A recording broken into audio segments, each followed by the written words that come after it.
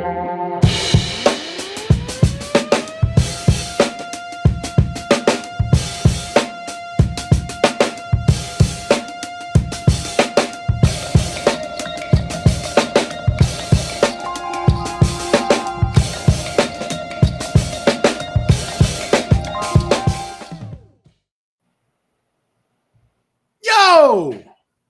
shaking, everybody? It's House Divided on a Friday on the eve of Texas and Oklahoma. We are a mere 23 hours away from kickoff. I'm Jeff Ketchum. I'm at my home in the Woodlands. Oh, it just irks me to say that I'm not in the capital city of Austin or not in Dallas, but that's okay. We will make do. Chad Hastings is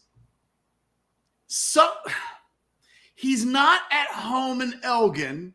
He's on the road in Waxahachie, which is technically home away from home. Damn right. He's brought the Hall of somehow. I haven't even asked how. Somehow on the way to being inducted into the Waxahachie Fine Arts Hall of Fame, where he will receive a gold jacket. He has brought the Hall of Helmets with him. He has the matchups aligned. Chad, how the hell are you in your hotel? Man, I'm good. I'm doing well. I even had to move hotel rooms today, so all this crap had to get moved twice. So you need to appreciate that part. So when you told me earlier you had to change rooms, I was like, we've all been there. You have to pick your suitcase up. You've unpacked your clothes or whatever. Right. No, you had to move the Hall of Helmets. Yeah, when the dude at the front desk said I had to move, all I could think of was this, having to move. But we got it done. We got it done in time. Because if you're going to buy a giant inflatable turkey leg and corn dogs and all that stuff, you need to maximize. So we had a slightly different version on the Outsiders last night. This will be the version for today and for the watch along, the part of it that I'm on tomorrow. So we're ready to go. I'm excited about this game. Love where it is. I've got a wild Waxahachie story for everybody in the crap bag that I think you're particularly going to enjoy, Ketch, because it's bizarre. Learned something about my hometown I didn't know.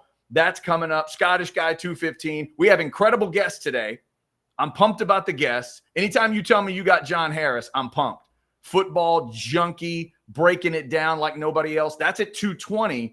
And then we got to remind people at 120 that Brian Jones is always right when he says Peter Gardere didn't do it alone.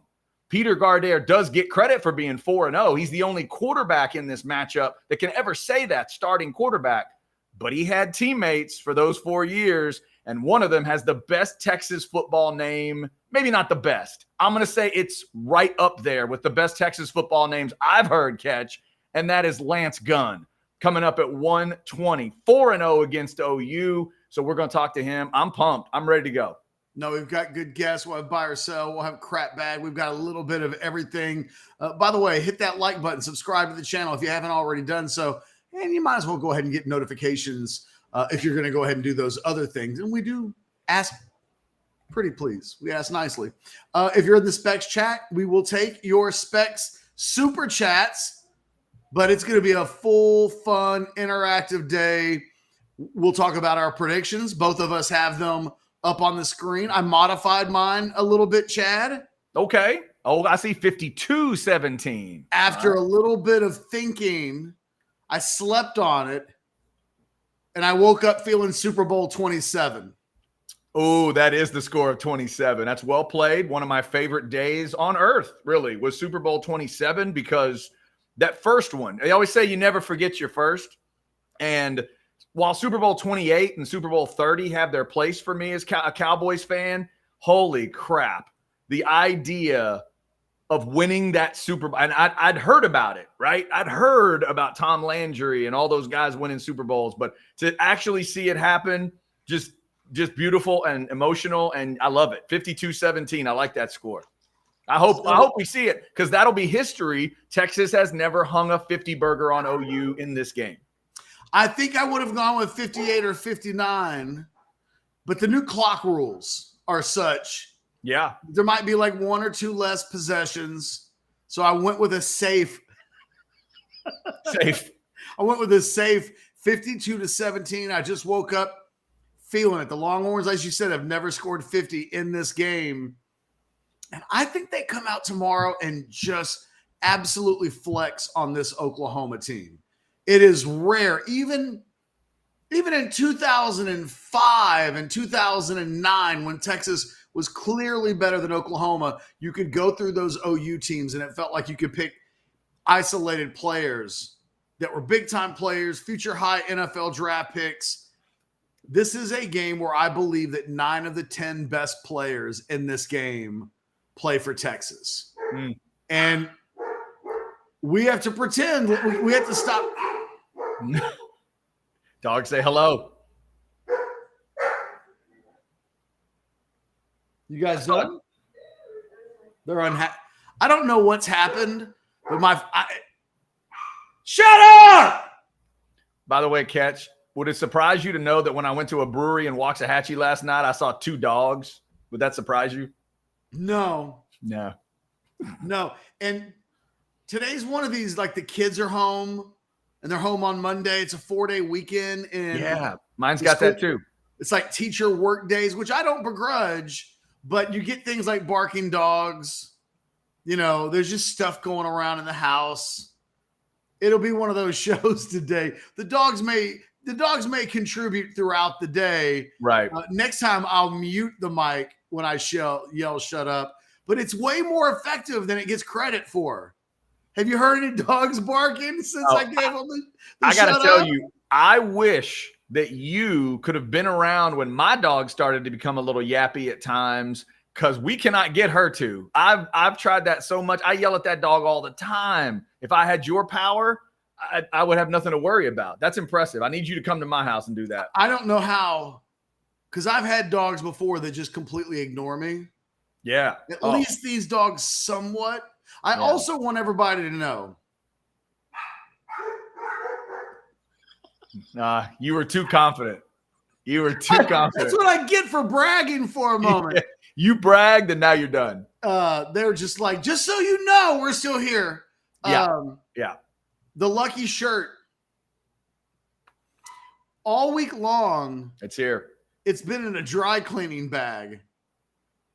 And I thought to myself yesterday, is the shirt clean? Is it available? Absolutely. It was literally, so I'm at my desk. My office has like a desk and like shelves and stuff over here. Mm-hmm. And the dry cleaning bag has been under the desk all week long. Didn't make it to the dry cleaners. So I thought to myself, I'll just wear a dirty shirt. Won't be the first time that's happened. But like in the name of moving forward and making sure that the lucky shirt makes its appearance on House Divided on a Friday. Yeah. I was kind of like planned and ready to go. I walk in at like 11:45 from lunch, take the shirt off, and I go for the bag of clothes under the second desk, and the bag is missing. Uh-oh. And for a moment, I thought, oh my God, of all of the days where like my wife could prove to be useful and like take the clothes to the dry cleaning, now, yeah, on the day when everybody's expecting me to have this shirt on for good luck. So, I panicked. I went into the bathroom. I'm shaking a little bit. I'm like, where is the dry cleaning bag? Right. And then she's like, she just kind of blows it off. And I'm like, no, I need the dry cleaning bag. What did you do with it? No, it's somewhere. She's very aloof to the importance of the dry cleaning bag. It did not get to the dry cleaners. I didn't have time to argue with her where she was like, it wasn't under your desk. It was a blah, blah, blah. And I was like, I found the bag. I found the wrinkled shirt. I have it on. Sanctity in the world of Texas and OU, because you guys would have absolutely blamed me if Texas loses the game tomorrow and I was wearing the wrong shirt.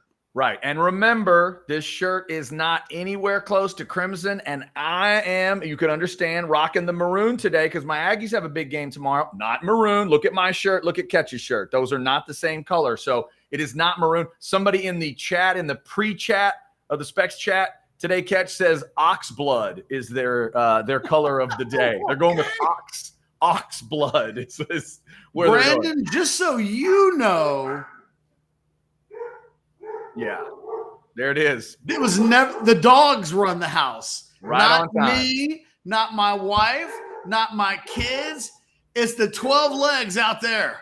That's it. That is it. Oh my God. By the way, love Can we seeing shut the dogs up. over 200 folks already in the Specs chat. By the way, I appreciate you out there. Too broke to pay attention. You know, Chad can't help being an Aggie. True. But my guy is committed to the show. You can't take that away from him. I appreciate you there. I also got we appreciate your service, Chad, with a hook 'em emoji. What, from like Mark. you're in the service academy? Like what I know. You appreciate your service? Hey, having to switch rooms today, the way I did with all this crap, there was a bit of service to that. It got physical. So I'm going to take it. Hey, look at this. We got a super chat already. You ready? Darkborg, $5. Sloan Thomas said on Chad's show last night, everyone knows the reason why the Big Three never won an RRS. Greg Davis, buy or sell. Sloan was correct. Now, Ketch, that did happen last night. It was a wild outsiders. Sloan Thomas pulled two things off that I wasn't expecting. One, a literal fireworks intro. He was at some kind of gala, and his intro was fireworks in the background. It was unbelievable. But then when we got into Texas OU talk, it was a little bit of a sensitive thing, right? Because I wasn't going to get into, hey, guys, you guys never beat OU. What up with that? Like, we didn't do that. But Chance, BJ, and Sloan, we didn't end up getting Roy Williams last night. He had other things going on. But they just started discussing it organically. And Sloan said he wishes he could have done things differently. And so I just asked, hey, what do you wish you could have had differently? And I just thought he was going to talk about mindset and whatever. And at one point he just said, oh, and a different OC. And then Chance Mock says, oh, yeah, you on your senior year, blah, blah, blah. And he goes, no, all 4 years. And I was like, whoa, okay. So there was some interesting comments about Greg Davis, about the offensive scheming during their time. If you're a Longhorn fan, you may want to go back and check some of that out. It was very, very honest stuff from BJ and Sloan. And Sloan still said it kind of tortures him a little bit that they never beat OU. Okay. How honest can it be if your level of accountability is to put it on somebody else? They combined. I'm sorry, I don't buy it. You know what? Well, you know who I'm has not a national championship ring and coached in 2 national championship games? Greg Davis. Right? You know who never made a play against Oklahoma? I understand Never. what you're. No, I get what you're saying, Ketch. Make a goddamn play. No. And when you make a play in the game, you can pin it on somebody else. Hang on. He didn't start with that. That wasn't the first thing out of his mouth.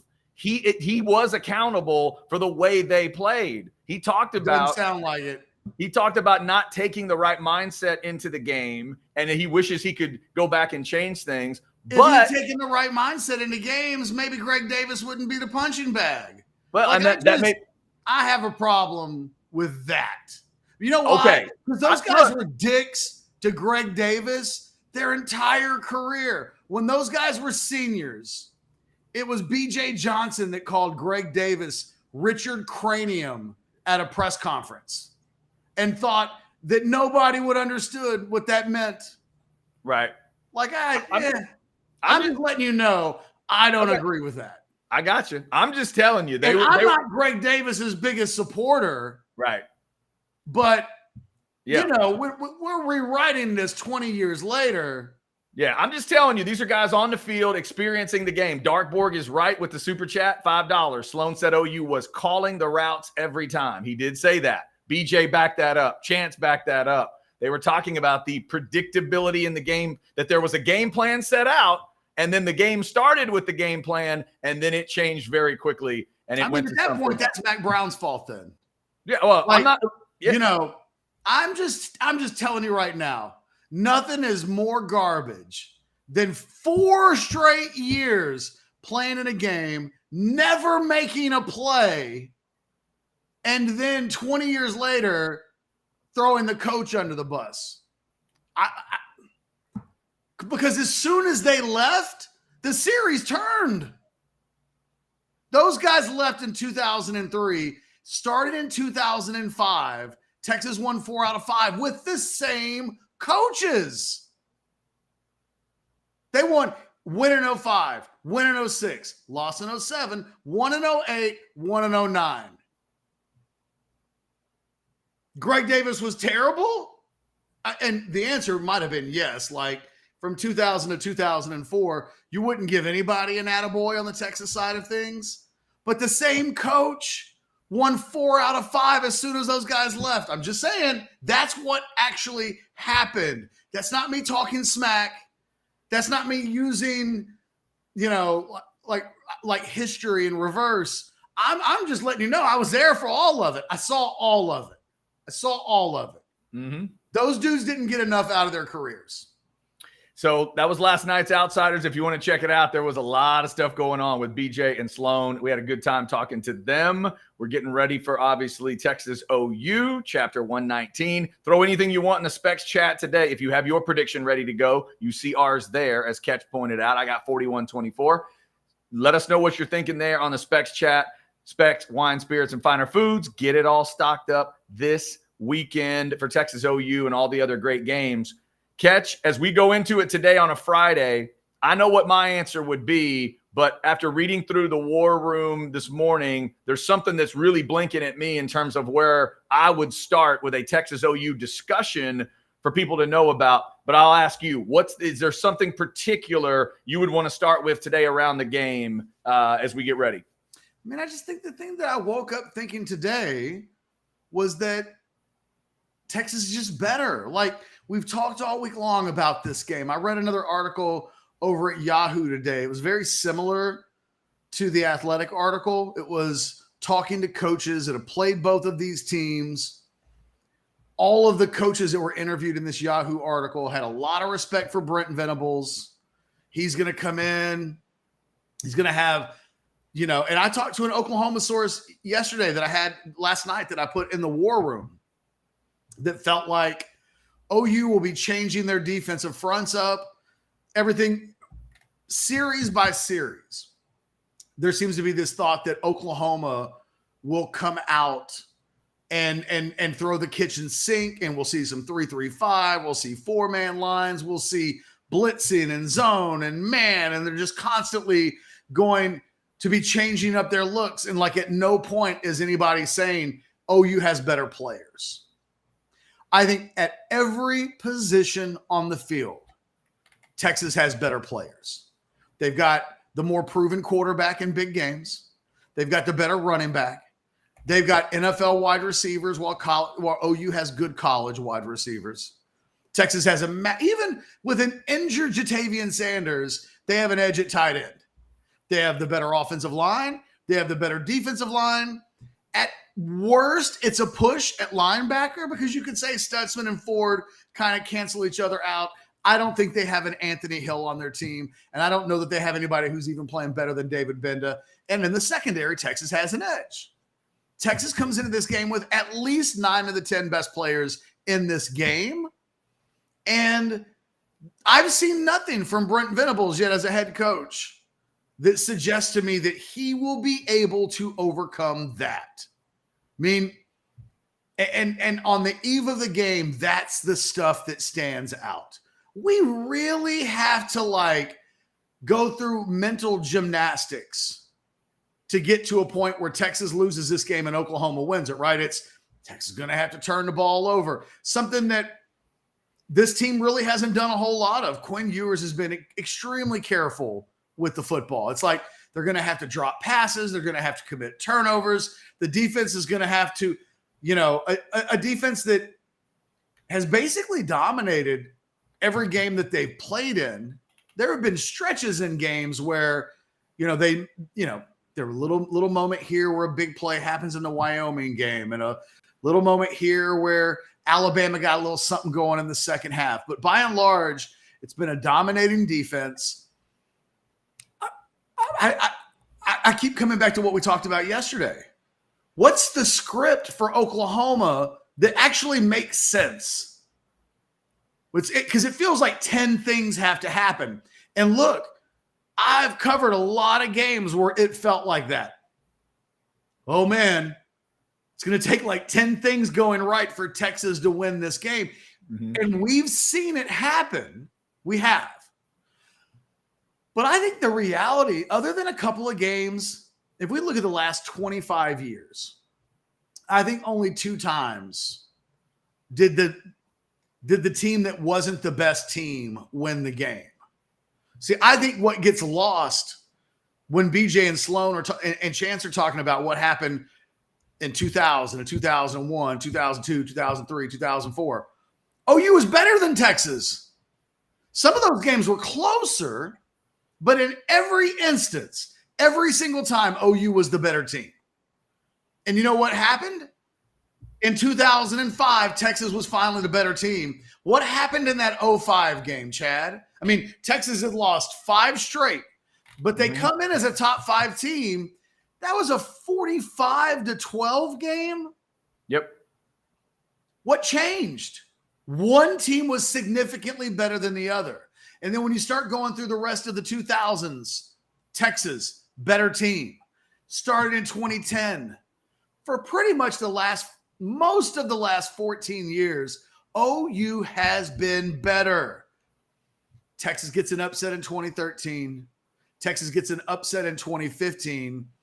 And partly those occurred because Texas on those days were able to out-physical better Oklahoma teams. So I think that's the recipe if you're Oklahoma. If you're going to pull the upset tomorrow, you're going to have to out-physical Texas.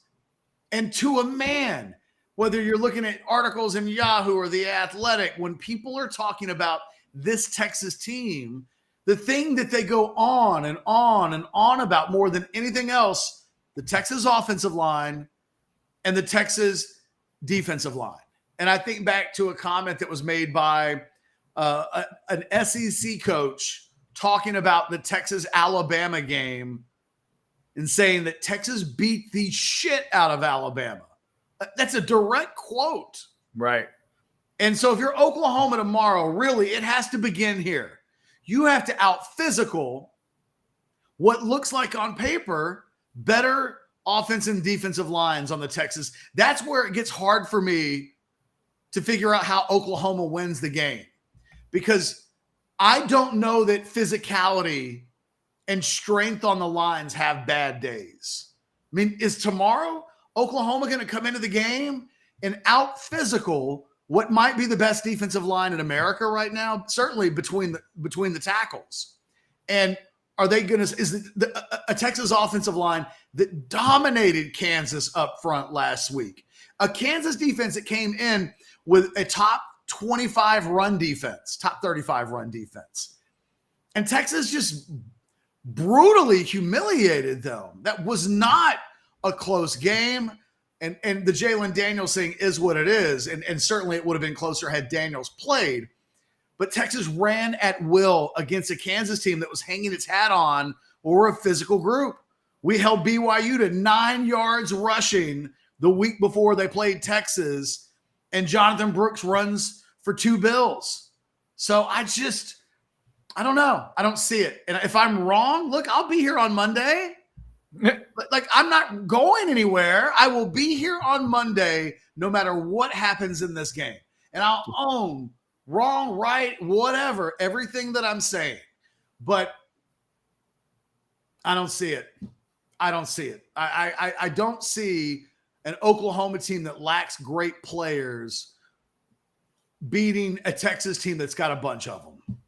We're just starting out here on House Divided, Friday before OU, one of the most magical days of the year. If you are a Texas fan, up over 320 folks in the Specs chat. Thank you so much for that. We've got some great chats coming in. Predictions are rolling in. Ketch, before we do anything else, let's help the folks out with a little prime shrimp. I am so intrigued about prime shrimp. I got to talk to my wife about it and get our order together. I want to try some of those flavors. Let everybody know that's sad that they're not coming to Dallas, but they're getting their, watch party together or whatever. Let them know what prime shrimp can do for them. I mean, it's real simple. The food tastes great. I mean, it's indisputable. Everybody loves the prime shrimp. They love the different flavors that they have. I think the best thing about it is it's so easily cooked. You get the bags, you put them like in a bowl of water, you let the water simmer, the shrimp cooks, and like in less than 10 minutes, you've got delicious shrimp right in front of you. You can order 6+ packs, and then you get 30% off. I mean, why would you order less than that in the first place? Hook it up, fill up the refrigerator, fill up the freezer, scan that QR code, and it'll be a little too late to make it happen for Texas OU. I mean, the game's in 23 hours. But the bye week and then the rest of the season, I mean, next week, Texas is going to be 6-0, maybe the number 1 team in the country. Chill out. Get you a bunch of shrimp, have a party at the house, and watch college football take place around you when you can just chill and with your lofty ranking and your wins over multiple top 15 teams and maybe your third win over a top 25 team in the first 6 weeks of the season. Hook it up with some prime shrimp. Trust me, not a single person from Orangebloods who has ever ordered prime shrimp has ever come back with anything other than glowing phrases and words and thoughts. Scan that QR code or go to primeshrimp.com. Get it hooked up. That simple. All right, coming up at 1, of course, it's buy or sell. 120. I'm proud of a couple of my buy or sells, by the way. Lance Gunn coming up at 120, 4-0 against OU. We could ask him what it feels like to lose to OU, but he doesn't know. And at 2, he could say, like, fellas, I don't know. 220. We'll talk to John Harris and get his thoughts on this game and breaking down some other things. I saw John on the sidelines at the Texans game last week. We can ask him about them maybe thrashing the Steelers a little bit too, and headed to Atlanta this week. All right, Ketch, let's grab some chats here, including some chats from an Oklahoma fan. We're going to be fair on this thing. But first, how about this score? Texas fans, what if you saw this tomorrow? 70-10. Come on, Ketch. It's a 2005 Big 12 championship game all over again. That is correct. We would have to call Joel Klatt and Drew Kelson and the crew if 70-10 breaks out. That would be fantastic. Now, Bo has something on the other side of it. Bo says it's going to be a war at 28-24, and OU is going to win the game. We also have this one coming in from Rand, who says, if you saw the OU insider breakdown of the two teams, we're actually outmanned at every position but running back. Interesting breakdown. But here comes the OU fan, Ketch. I grabbed 3 of them here. I'll get your thoughts once we get them out. No way Texas has a better secondary. That is a joke from Stoopsified. They continue. I mean, let's be honest. And then finally, I understand it's Texas verbal masturbation day. I get it, but I watched Wyoming, Kansas, and Rice. I think we got a shot. I mean, they got a shot. Shot in the ass, but they got a shot. Look, this isn't – Oklahoma's a nice team. But there's a reason, Stoopsified, why nobody believes in Oklahoma. Nobody's seen Oklahoma play anybody with a pulse this season. It was a trash Oklahoma team a year ago that every time they got matched up against a fairly decent side, they got worked. That team moves on to this season, and they've played nobody. And they went on the road and played Cincinnati. That's a bad Cincinnati team. And that was a game. That was a game. They go on and play an SMU team at home, and that was like a 4-quarter tussle. And you can bring up Wyoming, you can bring up Rice, and you can bring up Kansas. It's interesting who you left out. Texas's opponents this season, when you take the Texas games out of the equation, yeah, they're a combined 18-3. Say what you want to about who Texas has played, but everybody else they're playing, they're beating for the most part. I mean, Texas, everybody they've played so far this season will almost certainly play in a bowl game. Mm-hmm. And, you know, and oh, by the way, that little game in Tuscaloosa, that happened. And Texas didn't just win that game on accident. It wasn't Texas-Ohio State of 2005 where Texas was down and they came back and they win the game on a last-second touchdown, and maybe Ohio State just ran out of time. Man, Alabama was crying uncle in that game. When it was over, they were thankful. Look, it's not that OU doesn't have a shot. It won't be a miracle if Oklahoma wins. Because they've got some good players. I think they have one great player. But for Oklahoma to win this game, it's going to take a lot of things that have never happened before. It's going to take Dillon Gabriel playing the game of his life. And you can say, well, you know, he's ready. Well, no, I don't know if he's ready for that. He's played 5 top 25 teams in his life. 6, if you include the TCU game a year ago, where they got boat raced and he got knocked out of the game after TCU was already up by 30. Oh, brutal game. You know, if we count what we've seen of Dillon Gabriel, when he's not playing SMU, when he's not playing Tulsa, when he's not playing Arkansas State, when he's not playing Cincinnati, who'd they play last week? Last week is Iowa State. When they're not playing Iowa State, he's just a guy. He's not terrible, but he's just a guy. Yeah. He's completing 54% of his passes. He's got a Case McCoy level 120 quarterback rating. You know what that is? You know what 120 against good teams is? That's Tyrone Swoops. Oh, okay. Tyrone Swoops was a 120 quarterback. That's what that is. And so you need him to play better than he's ever played before. You need the running backs to play better than they've ever played before. You need this Oklahoma offensive line, which is not great by any stretch of the imagination. And if I'm wrong, you tell me who the NFL players on that unit are. They're going up against the Texas defensive line that has dominated every game they played. Yeah. I just, you know, I get wanting to be optimistic, and I get that Oklahoma fans have traditionally they have every reason to be confident, Chad, because for most of the last 25 years, you're not getting any bullshit from me. For most of the last 25 years, OU has been better. In fact, I so little want the BS that I won't let BJ and Sloan get away with anything other than OU was better than we were. They were. They won a national championship when those guys were freshmen. They beat them in hand-to-hand combat in 2001. And when OU paved the way for Texas to win the Big 12 championship that year, they stumbled over. They vomited spaghetti on their shirt. Yeah, and I think those guys would admit to you that OU is better. Absolutely. 2002, Texas should have won that game. They didn't. Again, right.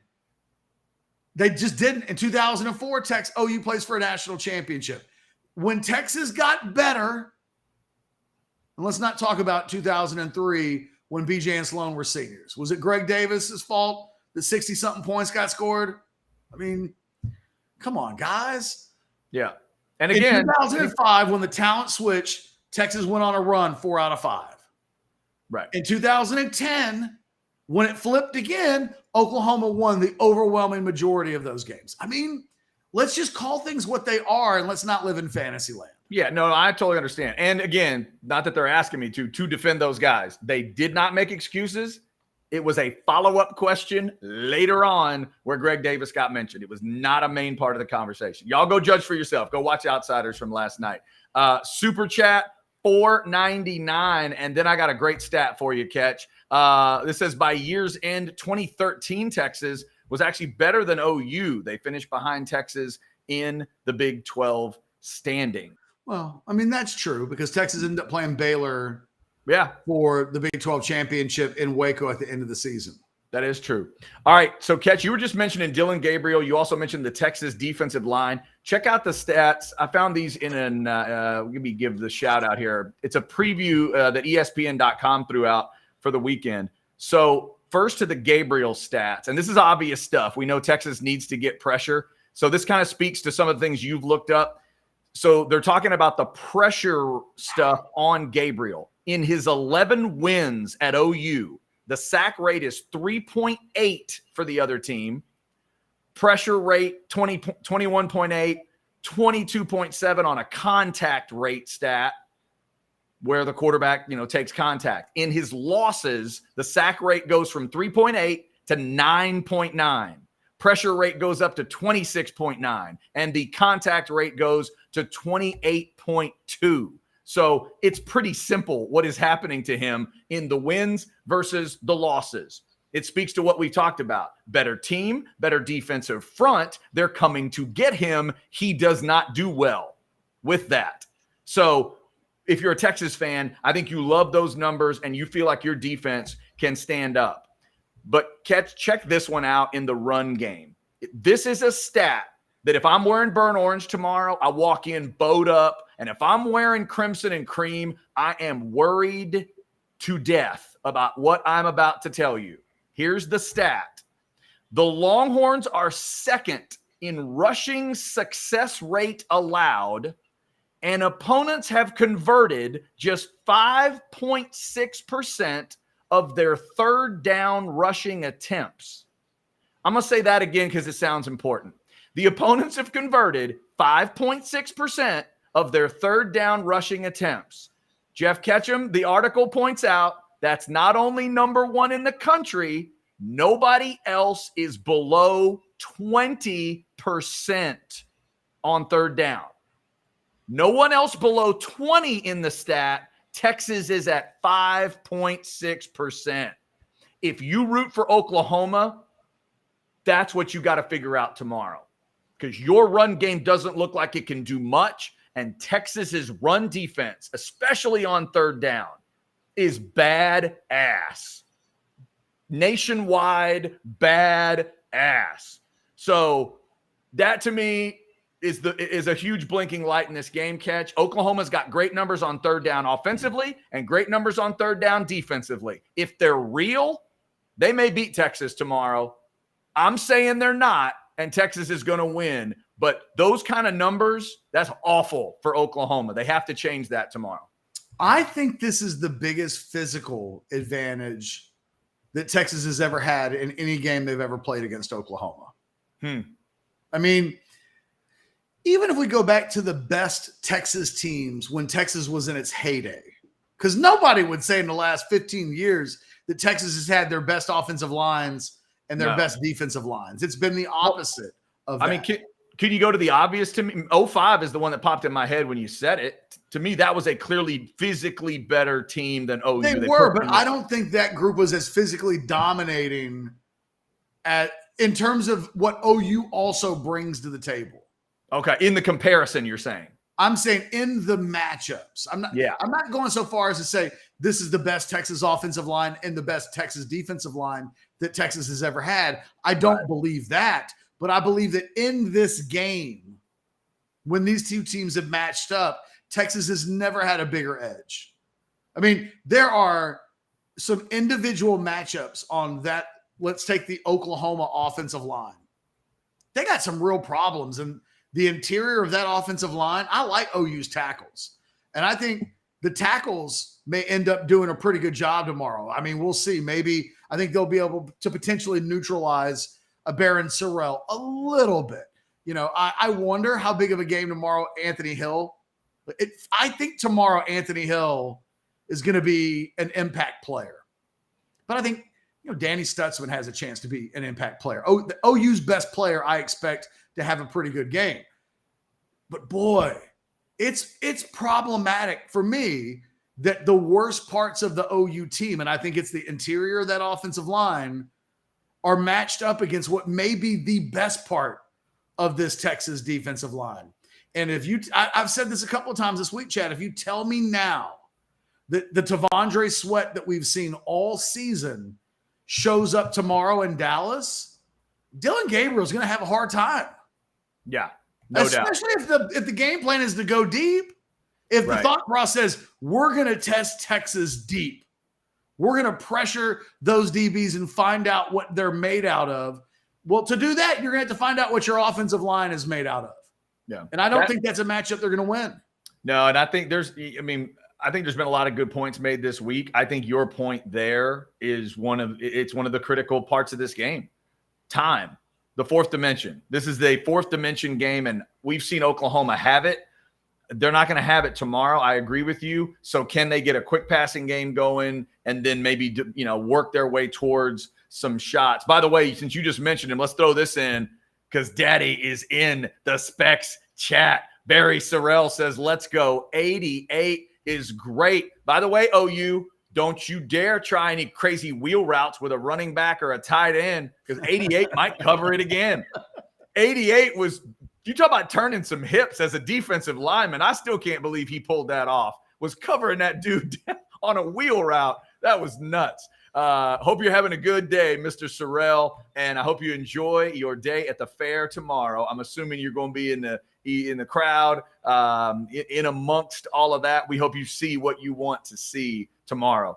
But yeah, I also hope that I just jinxed the reverse jinx for Sorrell and saying that the Oklahoma tackles might be able to neutralize him a little bit. I do too. I hope that means now he's got like 2.5 sacks. Yeah. And Daddy Sorrell comes in on Monday and is like, maybe neutralize my ass. Like, I hope that happens. So, Ketch, I think for me, and buy or sells coming up, we got Lance Gunn coming up at 120.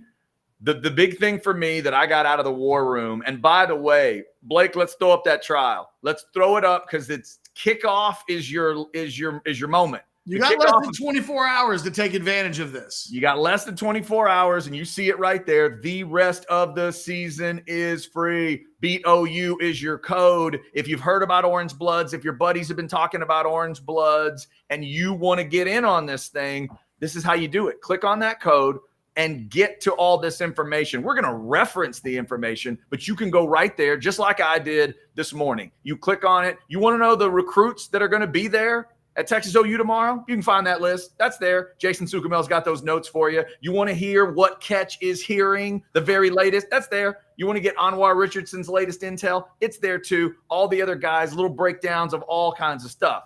So as I'm reading through that, what jumps out to me, Ketch, is the kitchen sink. I think the first big story of this game is kitchen sink. The line moved in a weird way yesterday. There's no real injury reason for that to happen. There's some theories about why it might have happened. Oklahoma money line versus Texas on the spread, whatever. But the notes that jumped out to me are this idea that Oklahoma knows what you're saying. They know deep down the Jimmies and the Joes does not suit them this year. And they're going to have to come up with something early and wacky. So that's what I'm looking for tomorrow. What is in Brent Venables' kitchen sink? What's the plan early to really put something in front of Texas that'll freak them out and make them reset? That's where my mind is, because I also saw notes about the Texas side. Texas is expecting that as well. Is that fair to say? Yeah. Yeah, I think you make a really good point. I think the first quarter tomorrow is everything for Oklahoma. Yeah. I think if you're coming up with a recipe for how Oklahoma wins, saw it against Wyoming. We've seen that Texas can give up a big play. We've seen that, if the Texas defense has a baby Achilles heel, is it like once a game they'll give up a big play? They did it against Alabama. We saw it certainly against Wyoming early in the game. Mm-hmm. I think if you're Oklahoma, you want your offense to come out first drive that's probably when you have Texas at its most vulnerable defensively, just because it's early in the game. And, and it's tough a lot of times for the offense to come out and take advantage of that. A lot of times we see a lot of quick 3 and outs in Texas OU games. It's strange how often the team that gets the ball first a lot of times is punting with like 14 minutes and 45 seconds remaining. It's wait, what? Right. What happened? Yeah. And that has happened to both teams over the years. It is a game where you can come out with a lot of emotion. I don't know that you always want the ball first. I think tomorrow, though, if you're Oklahoma, take the ball first. Don't defer to the second half. I think tomorrow is a game where getting ahead early, if you're Oklahoma, is really important. And inside of, and this, I think, goes back to, we talk about 2013, we talk about 2015. Getting off to blazing starts in those games can frame the game. Yeah. It can make, it's like Oklahoma's up 14-0, and Texas is playing outside of character from what we've seen from them all season long, because they haven't really been down 14-0 all season long. So you punch them in the mouth early on, and you see if they got wobbly knees. I think the problem if you're Oklahoma is if that doesn't happen, then it turns into a 4-quarter game. And I think over 4 quarters, over 60 minutes, Texas can choke the life out of them. And even if the game never completely gets out of hand like I think it might, it's hard to think that Oklahoma wins this thing hand-to-hand combat. They're going to have to run the ball. They're going to have to take pressure off of Dillon Gabriel. And they're going to need Quinn Ewers to play a sloppy game. I mean, it's simple as that. The recipe, right. Gabriel's got to be great. OU's got to run the ball. They got to control the line of scrimmages, and you need Quinn Ewers to have it's been a while since he's been turnover man, Quinn Ewers. Mm-hmm. It's been a while since that TCU game from a year ago. At no point this season has he looked like the worst version of himself from a year ago. Can Oklahoma confuse him? Can Oklahoma jump in and out of sets and looks and we're showing this and it's their puncher's chance. But again, we're asking for a lot of things to go right. It's funny. Hold on. We had a super chat here. And it says, the Opinion Sports Show says, Ketch, you make the Texas interior defensive line players out to be like OU is playing against Rod Wright, Frank the Tank, Ocam, and Roy Miller. These guys are now Malcolm Roach caliber. Nice players, not great. Dude, Rod Wright was a late round NFL pick. Frank Ocam was a late round NFL pick. Roy Miller was like a 3rd round NFL pick. I'm forgetting when Roy went. These guys are better than Rod Wright and Frank Ocam. They are. And you know what? You know how I know I'm going to be right?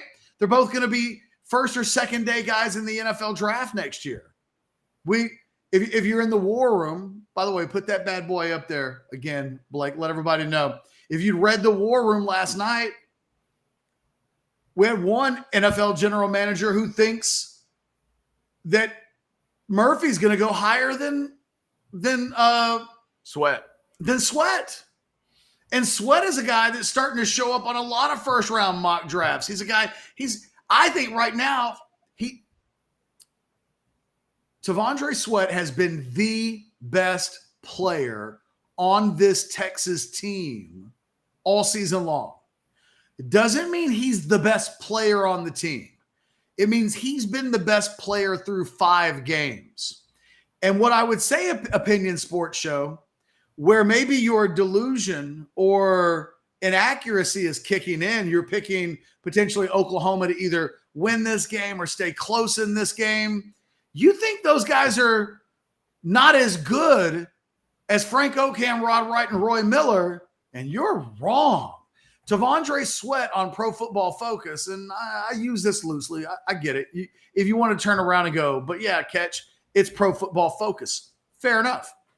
But they have him rated right now from a grade standpoint as the highest rated or the highest graded defensive tackle in the country. Yes, I do make it sound like Oklahoma is getting ready to play against Rod Wright, Frank Okam, and Roy Miller. In fact, I'll take it one step further. They're getting ready to play players who are playing better than those guys did. At no point during Rod Wright, Frank Okam, or Roy Miller's career did anybody ever suggest any of those three was ever the best defensive tackle in the country. Nobody ever said individually those three guys, any of them, pick whichever guy you want to. None of them ever said, you know, that Frank Okam's so good right now. He's better than everybody else in America. I mean, if that had been the case, those guys would have. Rod Wright and Frank Okam don't get drafted in like the 6th or 7th round if those comments were true. You're getting ready to run into a buzzsaw that you might not be ready for because you don't think those guys are as good. I didn't either. That's the thing, though, Opinion Sports Show. Before the season started, I did not think those guys were at that level either. 5 games into this season, all they've done is show us that they are. Mm-hmm. All they've done is beat Alabama so bad that after the game is up, we're now like a month removed from that game, Chad. And articles are coming out on national websites like The Athletic saying things like Texas kicked the shit out of Oklahoma up front. And nobody's laughing. Alabama, yeah. Nobody's disputing that. What did I say? You said Oklahoma. Yeah, Alabama. Nobody's disputing that actually happened. I haven't heard. You know what nobody's saying this week? You know what? Oklahoma just out-physicaled SMU. You know, I mean, no offense. Nobody cares about Arkansas State. Nobody cares about Tulsa. Yeah. We saw OU play Cincinnati and struggle. We saw them play SMU and struggle. They haven't played anybody better than that. So you'll forgive me if I come into this game thinking it's a major referendum on how good Oklahoma is. They have not been that good this season. Opinion Sports Show, we appreciate that $9.99 super chat. We also appreciate this chat from Zion. I want to see the Horns come out in the first quarter, take OU's heart, not let them think they can match our talent, physicality, or mental toughness. And back to that point you were making, Ketch, I think obviously good starts are always important in any football game. I would argue for all 4 teams in the state of Texas this weekend with the big game, the one in Dallas, the one in College Station, I'd say it's important for all 4 teams to have a good start. But I don't think it's not more important than for any of them than it is for OU. I think Bama, A&M, and Texas could all have a little bit of a slip, a little bit of a sluggish start, and still overcome it. Bama could overcome it with a physical run game and murder ball. The Aggies could overcome it with a defense and good receivers, and that crowd gets in. And Texas, I think, could overcome it as well. If Texas slips a little and gets down 7-0 or 10-0 and then shakes it off, I think they can respond. If OU goes down 10-0, it's a Katie bar the door Saturday for the Sooners to me. And I think that's why I've got the big score that I have, Chad. Mm-hmm. I think you think it's going to get silly quick. I think Texas is going to come out and blow the doors off of them early in the game. Mm-hmm. And you can feel it. This is a game, man. You can feel something happen, and everything is multiplied so quickly because 10-0 is like 20-0 in a regular game. 10-0 in this one, it's like 20-0. Everything is, to me, is at least twice as powerful in the game tomorrow, and that would be obviously the perfect recipe for Texas. Hit them quick, but into first quarter score is going to tell us a ton as we're dealing with the watch along tomorrow.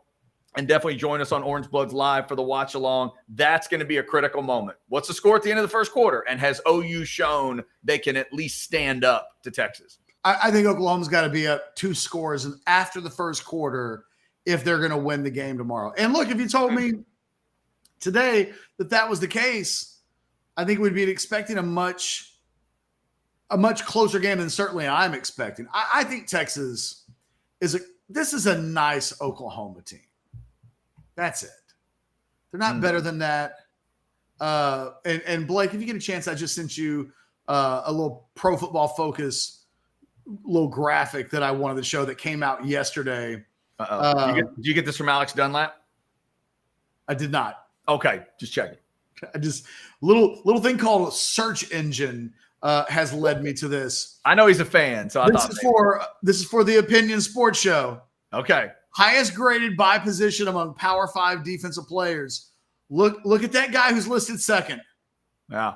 When I tell you he's performing better than any of those players that you talked about, that's not a subjective opinion. That is non-subjective. Yeah, right. Exactly. That's literally what's happened is T'Vondre Sweat is performing at a level higher than any other defensive tackle in the country. And Murphy's not far behind him. They're the 2 highest rated defensive tackles in the Big 12 so far this season. And they will, on every single play of this game, be going against the weakest part of the Oklahoma offense, and I would suggest of the entire team. So, Ketch, it's interesting he mentioned Rod Wright. Rod was a part of one of the most famous plays in this series, the famous Brian Robinson crushes Bomar. Rod Wright picks it up and goes to the house. And if you didn't realize the national champions to be, we're going to win that game before that moment, you were certain of it at that moment. So I've got an interesting. Well, the game was over at that moment, right? The game was definitely already over. But if you're one of those people that thought, well, you never know. Well, when Rod Wright took off, it was over. But I'll give you a reverse idea because back to Sweat, I think we could see the reverse of that play where it's the D tackle that creates it and it's the D end, an end that ends up with the ball. I could see Sweat creating the problem and Anthony Hill finishing the deal on a play like that. So I know you've talked about, you think maybe there's a pick 6 to be had tomorrow for Texas. I'll make my defensive score prediction that Sweat hits Gabriel, ball comes out, and 0 takes off with a ball, and that whole place goes crazy at the Cotton Bowl. I think that's possible. Sweat against that interior OU offensive line is so critical to me in this game, and that's the thing I'd be really watching. If I'm an OU fan, I wouldn't look at anything else in this game but my center and my guards because I think those are the guys that are going to be in trouble. And look, if those guys play the games of their lives and neutralize that Texas front 4 and the interior of that Texas defensive line, hey, that's I think then we might have a ball game. Honestly, that's a huge step. It might be enough, really. That might be enough to get us started into, okay, now we got a ball game. Because you can't run the ball if that fails. You said it earlier. You can't set up a long pass if that fails. What the hell do you do? You can barely do what OU at its best, the quick pass game under Stoops and all that, the Mike Leach and that run. You can barely do that if you're getting crushed in the middle. Go ahead. So, well, I was going to say that doesn't feel like what this OU team wants to do. They want to take those shots. They want longer developing pass plays. I don't know if they get them tomorrow.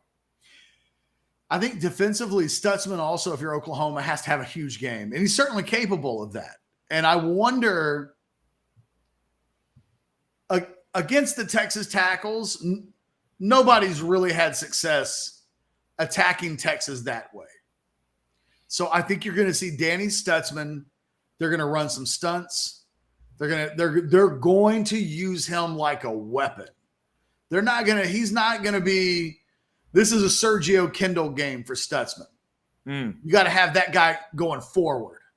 And I think they're going to try to create mismatches between the guards and the center of Texas.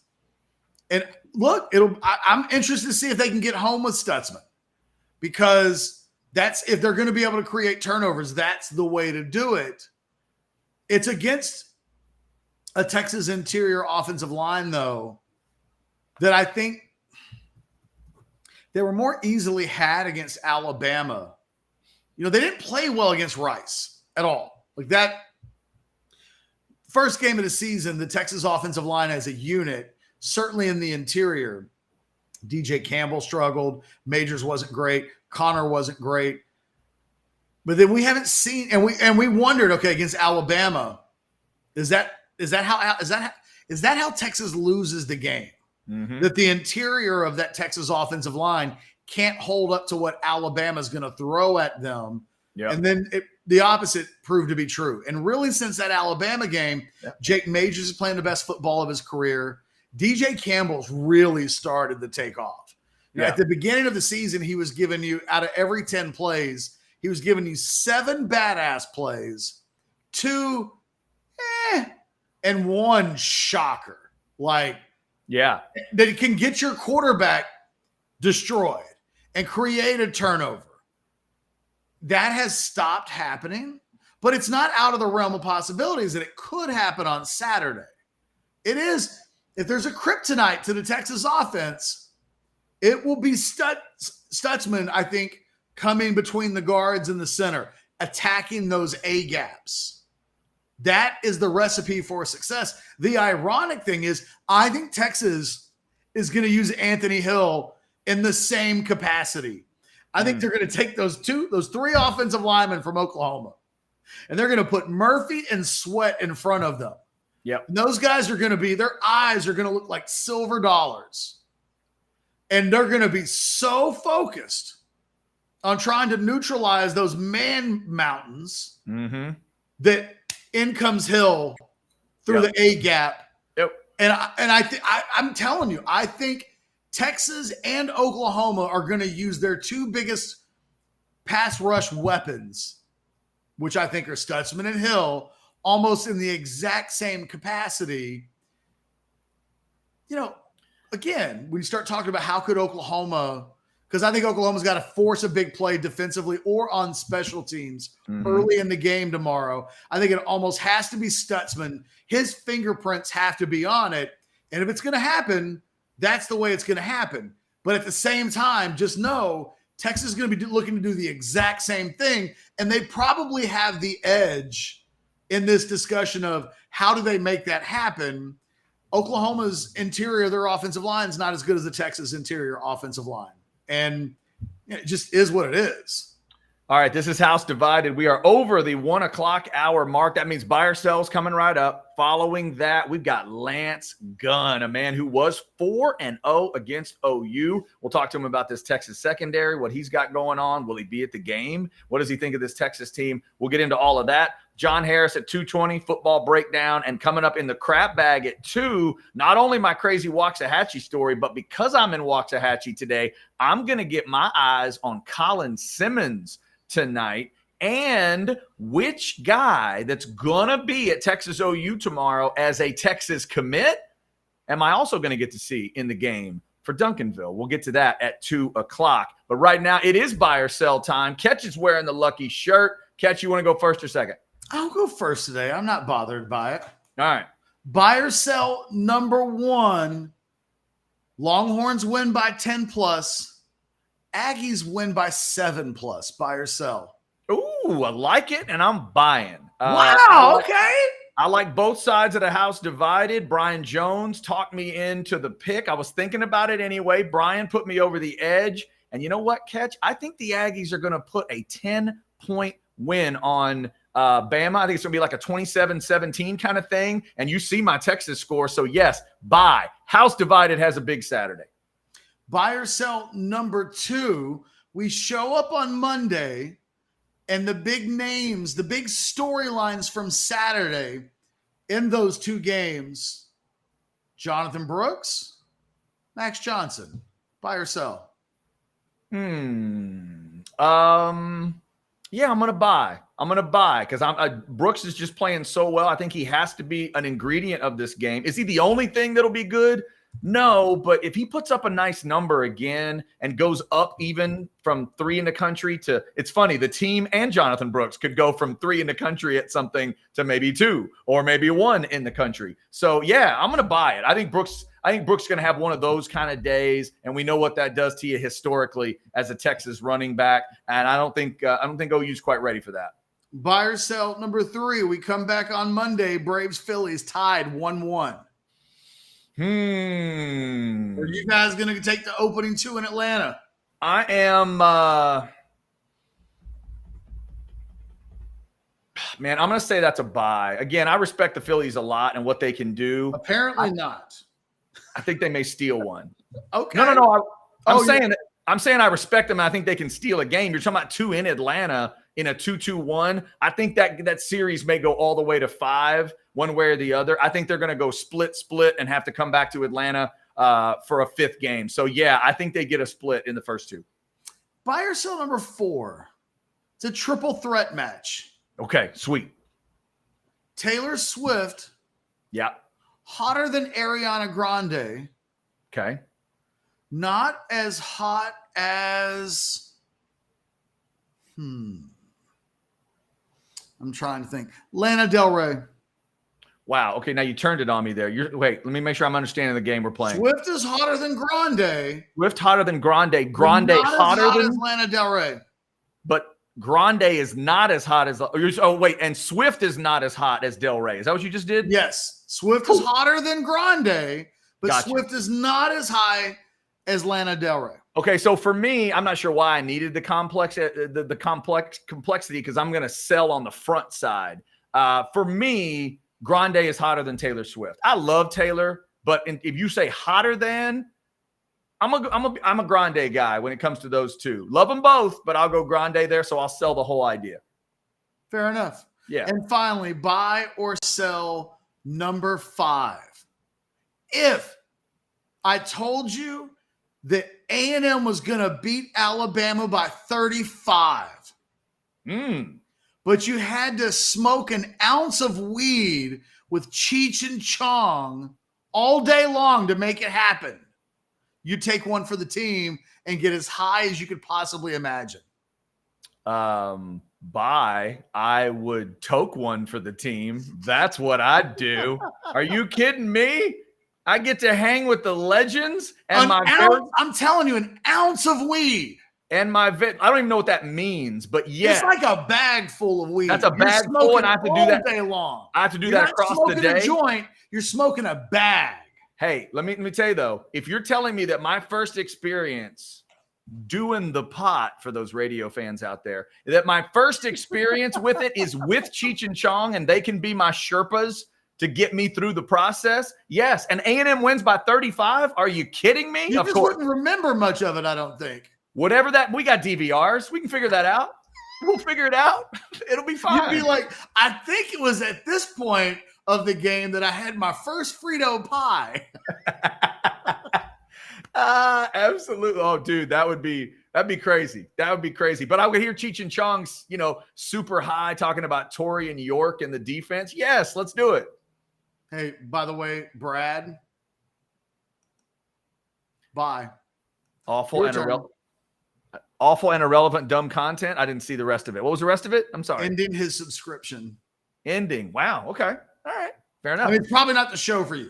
Okay. Yeah. In total transparency. Right. Just for the record, I did move all these helmets for you, though. I moved all these helmets. That's hard work. You should come back and say irrelevant and dumb, Chad. Nope. No, relevant because there's matchups. Are you kidding me? These aren't irrelevant. How do you say that? I got Texas and Oklahoma. Look at that. It may be dumb, but it's not irrelevant. No, it's irrelevant. Literally relevant. Did you? Let me put it this way to whoever that was. I didn't see the name. When you tuned in, did you know that Fresno State was at UCLA? Probably not. Now you know. Why? Because of us. Relevant information. That sounds like relevant information to me, Ketch. Did you know? I even have to look. I forget who it is. Yeah. Did you know that Washington State is at Wyoming? Pfft. No, you didn't. Now you do. Relevant. So you know what? Stick a helmet in it. That's all I would say. Go ahead. I love the person who's like, just can't leave. He's got to let us know he's leaving like we gave a fuck. Okay. Right. Go ahead. Come on, man. All right. That was your 5. You're done? Yes. Okay. All right. Didn't want to interrupt there. So here we go. Buy or sell number 1, Mr. Ketchum.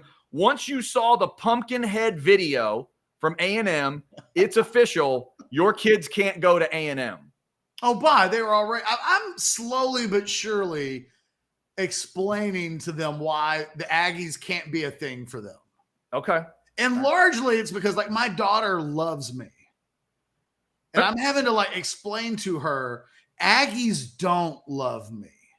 So if you love the Aggies, if you go the way of the Aggies, you're basically telling your old man that you hate him. And like, that's not happening. I think. And she said she'll give you the tickets. And what? She said last night, she brought back up, she was like, oh, well, if I win the Aggie tickets as part of this contest that she's involved in, she was like, I don't know what I'm going to do with the tickets. And I was like, oh, yes, you do. You're going to give them to Chad. Yeah. Chad will take your Aggie football tickets. And she was good with that. She loved that idea. Yeah. And by the way, to the person that sent in that information about the irrelevancy, I have now been informed by one of the Orangebloods crew that I actually have matchups set wrong. So we have to fix that, Ketch, before we do anything else. Oh, what have you done? We have to set it. It's a small thing. It's a small thing. Wyoming is not play. It's UC. I'm sorry. We're in conference play, obviously, right? So what we have to do is get Wyoming and Fresno State together and UCLA Washington State. Now I think we're good. Okay. That's good. Thank you to an Orange Blood crew member for helping me out with that. That's us staying at the height of relevancy. That's relevancy. Travis, you the man. That's our man, Travis Gailey, trying to keep me honest, and I appreciate that. You know what? There's nothing more relevant than that, smart ass chatter guy. Huh? Just switched them. If I didn't care, I wouldn't have switched it. Brad, thank you. Because without you letting us know that you were leaving, taking your ball and going home, Chad was able to fix the helmets. Yep. And Travis says very relevant. Exactly. It's relevant now. Okay. Well done, Travis. Okay, Ketch. So buy or sell number 2. Speaking of some of these matchups behind me, 4 ranked matchups this week. You like Texas, Georgia, Notre Dame, and LSU to win.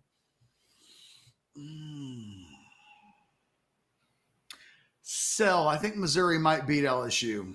Okay. It is in Missouri, and they're pretty damn good so far. It's a very trendy pick, and it's almost so trendy that I think LSU might bounce back and win that game. But Missouri actually has been a pretty, give them some respect. Put some respect on Missouri's name for beating Kansas State at home. Like, we all kind of laugh because like a big fat dude kicked a long field goal to win that game. But if you take that play away from it, that was a tie ball game for 60 minutes against what I think is a really good Kansas State team. Not a great team, right? But like an OU type level team, a really good team. And if they had done that against Oklahoma, we'd, I think, be giving Missouri a lot more respect than if it was just Kansas State. So I feel like I may regret this, but I'm going to take Missouri to beat LSU.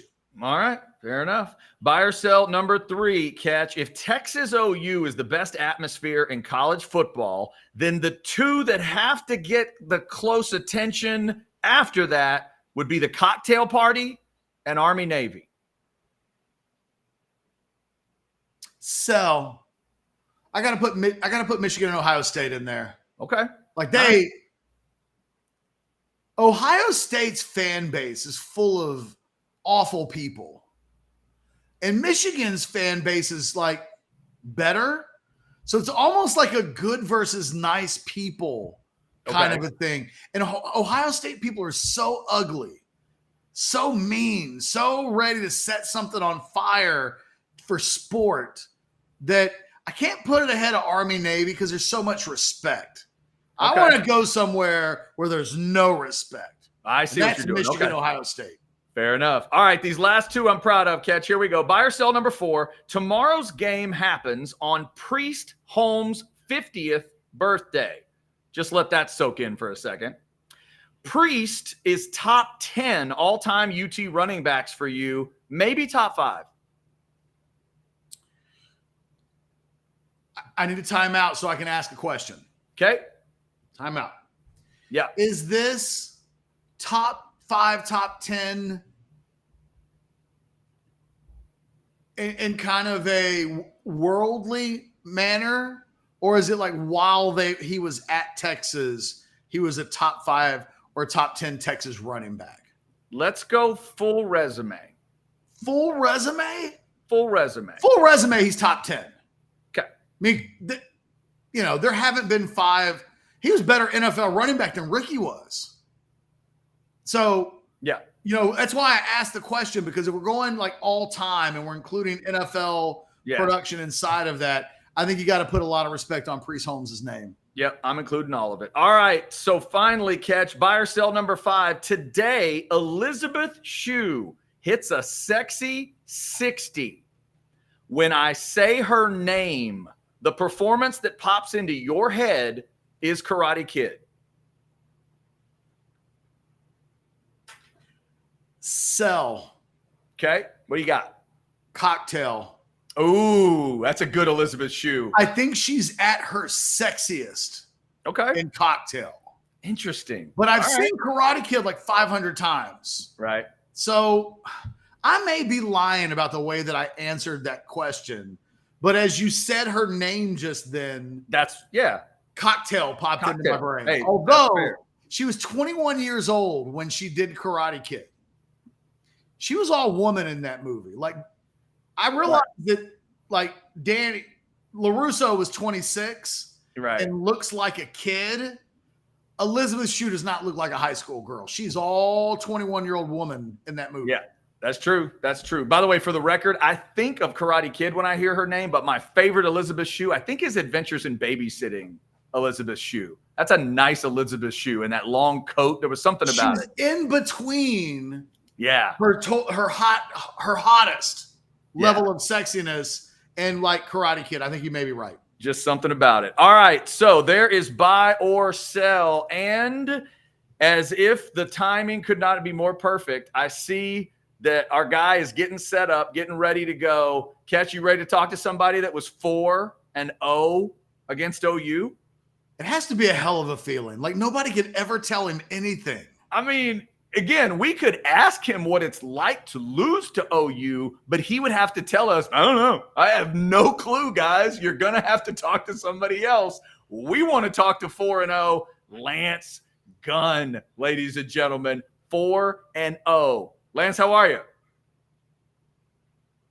Uh-oh. I see him. Does he hear us? Lance. We got no audio. No audio. Okay, we'll take him out. That's clear. Okay, Blake, let's take him out and figure out the audio part. We get him. I like the intimidating view too. That was like, it looks like he was in Cambodia. It was like Lance Gunn had kicked us in the head and was looking down on us like we're laying on the ground. I kind of like that. He was a little bit like, this is what it was like at the Cotton Bowl. When I played OU, it was just Sooners looking up at me. He was trying to make us feel like a poor OU slot receiver or OU tight end that went and messed with Lance Gunn back in the day. So we'll hopefully get that figured out on the audio. But again, Lance Gunn was a part of the teams that Peter Gardere quarterbacked, the 4 in a row. Last time Texas won 4 in a row in this matchup, Lance Gunn was a part of those teams. 89-90, 91-92, stretching over the end of David McWilliams, the beginning of John Makovic, and the last time Texas won 4 of these games in a row. So that is big time stuff, and we're going to hopefully talk to Lance here in just a second once we get the technical stuff figured out. I believe Lance is in Dallas, like he's ready. He's ready to roll. He's ready to do it. I think Lance knows that he's going to enjoy a butt whooping tomorrow. I would think. And all the Longhorns are showing up early for that. By the way, shout out to the queen of the show, South End Zone Queen. She's on her way to Dallas today. Nice. Listening to the show while they're driving up, not able to participate. Gotcha. Hey, you know what? Just drive safe. Drive safe. That means she might have us on in the car. We appreciate that. Once I realized that you could pull up the YouTube in the car, it freaked me out. It was amazing. All right, so we're hopefully getting. Let's see, Lance, can you hear us? Yeah, can you guys hear me? Yes, sir. Yes, awesome. Sir. How are you? I'm good. I'm sorry about that. Yeah, I just got to the state fair, so all is good. You can see I'm here just around the corner from Big Tex. Oh, dude, that is awesome. I know that atmosphere is got to be so great for you. What is it like to get up every day and know you were 4-0 against OU? Like, how much fun is that? No, that's pretty cool. Peter gets, as he should, a lot of that credit, but there were a handful of us that were there for all 4 years as well. So that's definitely pretty cool. Scoreboard for life is what they call that. So for sure. That's right. Have you been able to at the worst of times when OU in the 2000s was throwing some of the, we lived through those. Yeah. Does going 4-0, is that the always checkmate move? Like, okay, yes, you got us, but you didn't ever get me? Is like, how do you use that? Yeah, no, I think I've sent you a picture. They gave us a football that had all 4 scores on it. So I carry that picture around. So every once in a while, I'll shoot it out to some people just in case they forget how it flowed in 89, 90, 91, and 92.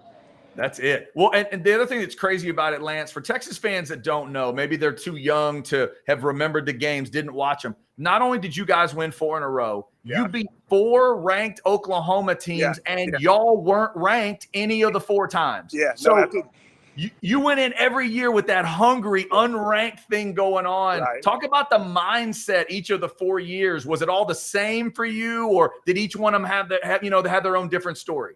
I think you hit it on the net. The nail on the head is right. We hadn't been playing well with most of them going into it, and they were certainly the higher ranked team.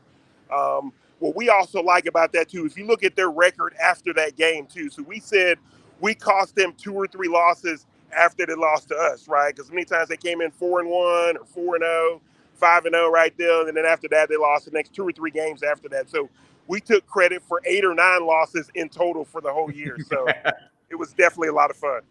Nice. So you're not just 4-0, you're like 13-0. Exactly. That's good math. I like that math. Lance, what are you expecting tomorrow? Like, I went into this week thinking, you know what? It's going to be kind of a close game. Yeah. And now that it's the day before, I'm like, 9 of the 10 best players in this game are going to be wearing burnt orange tomorrow. Right. This team's playing so well. I'm kind of expecting a full-on butt kicking. Yeah, no, actually, I don't know if we'll beat them 49-0. I don't necessarily see that. They'll certainly score, I would expect. But I think, obviously, if you look at even the last 2 years, we 48 on them the year before, ended up losing that in a vicious comeback. 49 this year, and the offense looks like it's a whole lot better, and the defense has just been fantastic. So, I don't think it's Bevo by 100, but I certainly think we're about 3 touchdowns. I just think flat out, top to bottom, we got a better team. And I think we got a better coaching staff too. Yeah, that's it. And there's a lot of people in that group, Lance, that think Texas is going to win and maybe win comfortably. Talk to me about this defensive backfield. If you're following the team right now, when you watch Texas play, is there anybody that reminds you of a young, spry Lance Gunn ready to crush somebody? I think they're all playing extremely well for sure. I think the thing that sticks out when you look at those guys, they don't blow a lot of coverages. They don't make a lot of mistakes. They tackle very well in the open field, which in today's football you have to be able to do, right? As spread out as they put you in, as many times as they get great athletes in space, they take fantastic angles to the football as well. So just the ability to play mistake-free football in the secondary, it looks like DBU again, right? And so it's fun to watch and exciting to see. Jeff, you and I have talked about this before. I always watch the game from the back going forward, right? Seeing what the DBs, the safeties and corners are doing, and they don't miss a step each and every game. They are as good as advertised for sure. Is there any element of this game that concerns you at all, that a kryptonite for this Texas team, that if Oklahoma were able to exploit it, might lead to a slightly different game than what we're expecting? I think certainly Arch is still coming in, Ewers is still coming into his own, right? And that kind of whole feel, although the last few games have been really good, if I were being honest, that's still the place where we are continuing to get better in that sense, right? So if there's a few interceptions or a few misplays or a few missed deep balls or things like that, and the game ends up being a little closer later than you like, then you don't like that deal. But I think they're so good offensively and defensively on the lines. From a long-term perspective, you never know what you know until you actually start playing. But outside of some misses at the quarterback, I think from top to bottom, we're a better team, and I think our quarterback's better than them. Matter of fact, we may have 2 quarterbacks better than theirs. I said it, right? I mean, I just feel that way. So, Lance, how often do you get to enjoy this game as a fan? Like, I'm assuming you're saying you're there on the fairgrounds, so you're going to be able to watch the game tomorrow. How many times have you gotten to do it as just a fan? Uh-oh. Lance, can you hear us anymore? We lose audio again. No. Whoever called Lance Gunn, stop it. What are y'all doing? Whoever is texting It's Lance an OU Gunn, player. whoever is sending him a message, y'all got to quit. We're trying to talk to Lance Gunn, and you're like texting him or calling him. Like, what's going on? I don't understand. You got us, Lance? No, I'm so sorry about that. Yeah. Big No, Tex needs to stand down, right? He's blocking the airwaves out here. that's right. What is Big Tex doing? Come on now. So, but I was asking, how many times have you gotten to just do this as a fan? Just go hang out and watch the game? That's a great question. So I think this is number 16 in total for me. So 4 as a player, and then this is number 12 as a fan. Oh, so man. absolutely, I love it every minute of it, right? There's no better place to be. I hear there might be a big game in College Station, but it's the second biggest game in this state by far, right? I think it's going to be a fantastic show tomorrow.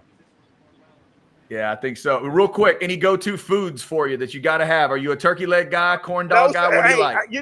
Jeff, I'm Frito pie, right? Don't even ask.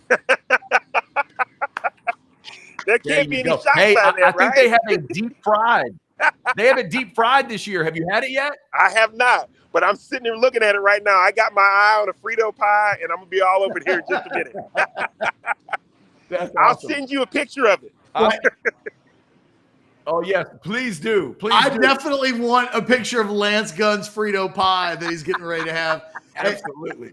Lance, before you hit the Frito pie, and it looks like a beautiful day, quite honestly, behind you.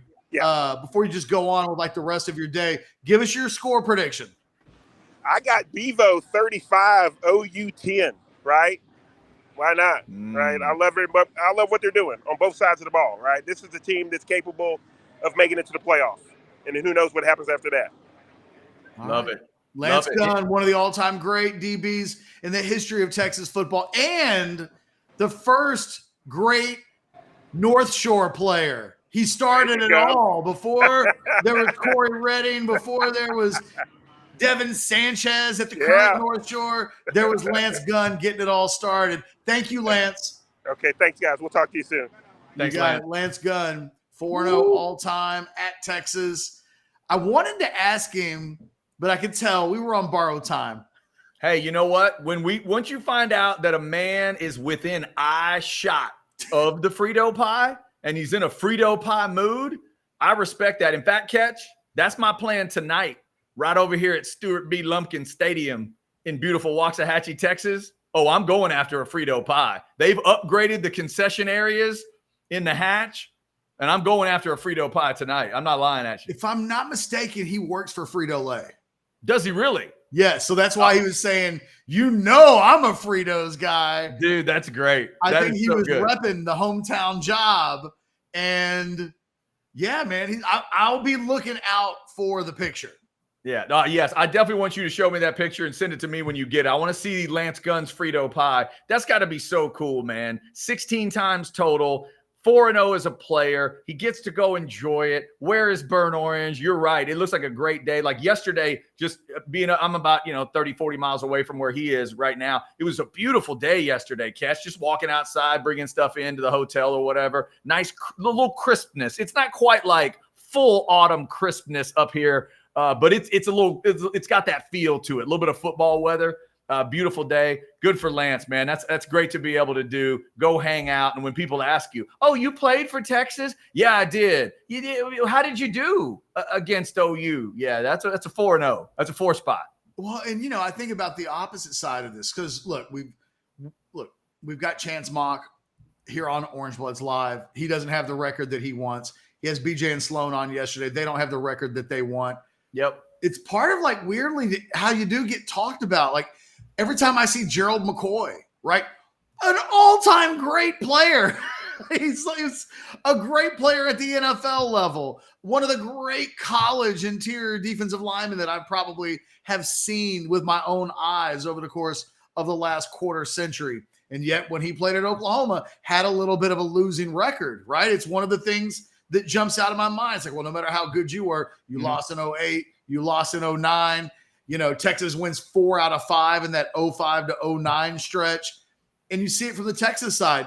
There are players that played in that 13 and 15 game And they'll talk about those games like they're the only games that they ever played in as it relates to Texas, Oklahoma. Nobody ever wants to claim that they ever participated in one that didn't go their way. Yeah, and you could hear it also with Lance. Like, I'm so excited about the House Divided coming back, because that's also one of those games for Texas players. Through the years, getting a chance to interview former Longhorns, former Aggies, they would put that on the ledger too. Longhorns used to judge themselves by those two games. And maybe when they were playing Arkansas every year, maybe that was one of them as well. So down the line, if they really are playing those three rivals again, will every Texas player that plays have three markers? Because remember, we didn't mention the game in College Station. Lance did. Lance said that about, I know there's another game in College Station, but that's an old school Longhorn guy that thinks of both of them, right? He thinks of the Sooners as obviously the big main rival, but then there's that other rivalry to kind of keep an eye on, and now it's coming back. So yeah, there's a lot of resumes that are getting updated over the next few years when that comes back, and it is cool. It's cool to talk to somebody that's a 4-0, and honestly, Ketch, it was fascinating last night to watch three guys process that they were 0 for, and you can tell it kills them. I mean, you can tell. I didn't ask, does it kill you? They told me it kills them. One of them said, my wife knows I'm tortured by this. The word was used, tortured by it. The fact that you took the collar against OU, it's just, it's a crazy part of it. And those guys like Lance, and we talked to Brian Jones, obviously yesterday, they know only winning, and that's awesome.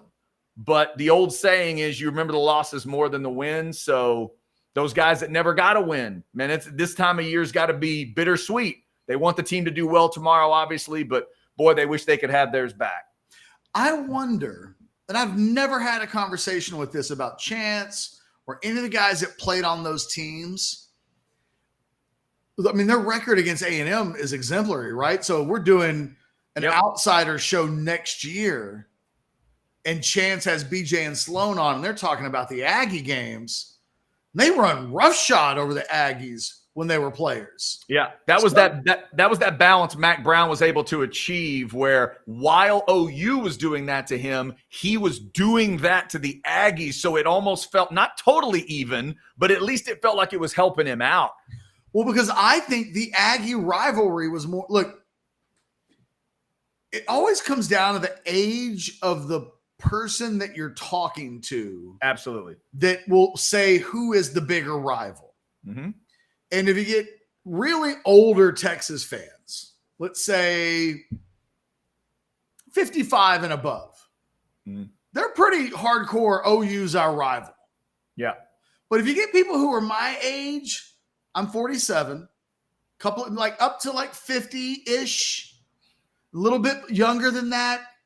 A&M was kicking Texas's butt for a good decade-long stretch. Yeah. And the Cougars were never a rival until they started whipping Texas's ass a little bit. Yeah, right. And then it was like, we got to beat Houston, right? And that's why that 1990 Houston game, sorry, kids, those of you who wouldn't know anything about this, once upon a time, Texas played U of H in 1990, and winning that game was like one of the biggest loads off your shoulders. I think one of the things that happened in the early 2000s was that Texas was still Oklahoma's biggest rival, but A&M was Texas's biggest rival. And I think in the early stretch of the 2000s, the rivalry switched. Both teams got really, really good again, and A&M declined a little bit. And then it felt like the winner of the Texas OU game is going to win the Big 12 no matter what, right? Mm-hmm. So it shifted again. It was like all the way up through like the mid-'80s, it was always Oklahoma. And then it switched, I think, for about 15 years or so. Right. And there's a group of people who are my peers who look at the Aggies and say, that's the number one rival. And even when Texas hasn't played Oklahoma, I can think of certain Orangebloods posters, guys that are my age, that are like, I hate A&M. That's our rival. Right. And then you're changed. Right. Yeah. And I think we may be on the cusp of Texas and Texas A&M becoming their main rivals again, I think this game may take a back seat. Maybe it depends on how well Brent Venables, the whole texture of this rivalry, especially since A&M left, was like, this is almost the only game. Yeah, it's the only one left, right? But as both Texas and Oklahoma get ready to go into the SEC, they both have different challenges. They both will adjust to the competition differently. They'll both have a set of expectations and demands and realities that are different from each other. And I wonder, as that journey begins, if this game loses a little bit of luster after this season.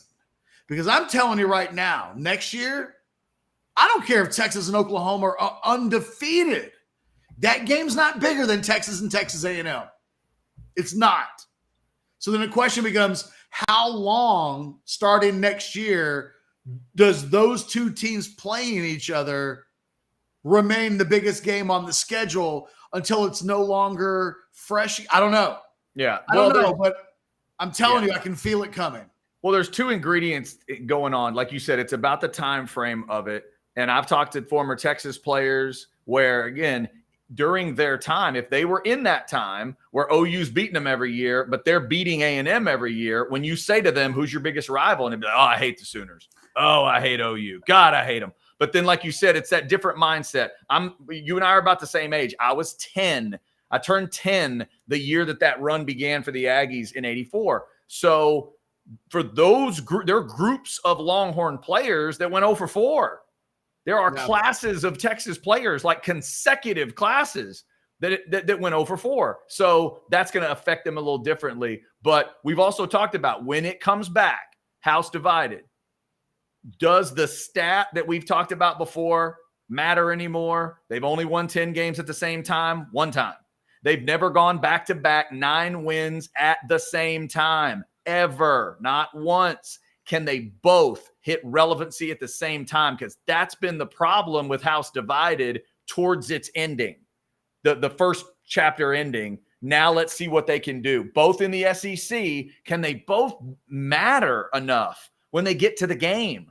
Because we never saw that happen. Yesterday, you referenced 06. That 06 and 07, I mean, A&M got the wins, but go look at those seasons for A&M. Did they matter? Were they like big time years? Not really. Not really. So can all of that happen? But that's an interesting take. I hadn't thought of it that way, but you're right. If Venables and OU eats a certain thing tomorrow, it really could be headed another way. Also, real quick, Ketch, I gave this dumb stat to you yesterday, just a perspective stat, but it is a true one, whatever it means. If they win this game tomorrow, Texas, Steve Sarkisian will be 2-1 against OU. Last time the Texas head coach had a winning record against OU, it was Mac Brown, 2-1 after they got whipped in 2000. Then the next year is Superman, and it's been bad ever since. So we talk about Texas players, records against OU.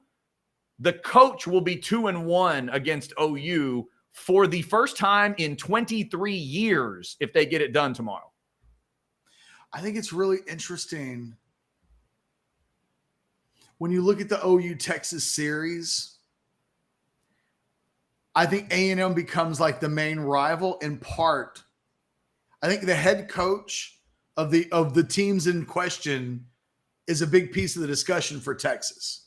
Sure. Because when Switzer was the head coach at Oklahoma, there was no doubt about. And Jackie Sherrill kind of became the Barry Switzer of that era. It helps to have a Darth Vader. Yeah, no, exactly. Yeah. When you get to the 90s in Arkansas, and A&M is kind of dominating Texas, with all due respect to the 1990 game, which was like a middle chapter inside a book that was about a decade long. Mm-hmm. And then Texas started their own kind of decade-long deal after that.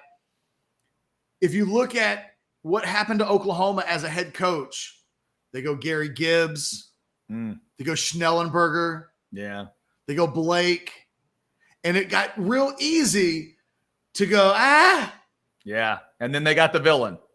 And then when Stoops shows up, that's when Oklahoma suddenly became the rival again. And as a counterbalance to that, A&M, so Slocum was never a bad guy. There are Texas fans that are convinced that R.C. Slocum was a bag man when A&M was cheating back in the day. But like everybody looks at R.C. Slocum, though, generally as like a nice guy. He's a nice guy. He was a hard guy to hate. You could like invent things in your head like he was Jackie Sherrill's bag man. Oh, whatever. We live in an NIL era. Are we really going to hold that against him, even if it was true? Now he was a man ahead of his time. But when he was when Stoops arrives, Slocum's at the end, and Slocum at the end felt not helpless because that's unfair, but he just wasn't. A&M wasn't what it was, and it felt like Slocum wasn't what he was. And right at the moment when Stoops shows up and he wins a national championship in year 2, and it's like, holy crap, this is the guy we have to beat. Suddenly the Aggies are the end of Slocum. Then you get Francione. Then you start getting A&M coaches where Stoops is way up here, and these other Aggie coaches were down there. And suddenly the Aggies are kind of on the back burner. It's all about Oklahoma. I bring all of this up because I don't know what Brent Venables is. He doesn't feel like Lincoln Riley. He doesn't feel like Bob Stoops. And he sure as hell doesn't feel like Barry Switzer. Right. Oh, I can tell you who Brent Venables is for me. He has been since day one. He's a 2 trying to be a 1. He's a more mild-mannered Will Muschamp. That's who he is to me. Sometimes you can just feel the 2 trying to be the 1. Wade Phillips, as much as he's a loved guy, that's the kind of guy he is to me. Venables he can't carry it all. He cannot carry it all. And as I've said, anytime I do this breakdown, I'll admit it because I'm kind of this type of dude. I'm sort of the more coordinator type than I am a head coach type. If you're going to ask me to do all the things and I have to manage everything and I have to run the whole show and do everything, my mind just gets full and I'm just thinking, man, I just want to – can I just do like a silly voice and throw helmets up? Please? There's too much. So I get the notion of it, but that's what I see when I look at Venables. And the moment he fired that fire hose line off at Big 12 Media Days, I was certain of it. I'm like, yep, that's it right there. He's not ready. That's the kind of dumb crap I would say at Big 12 Media Days if you made me a head coach. I'd sit up there, Ketch, and I'd say something really stupid.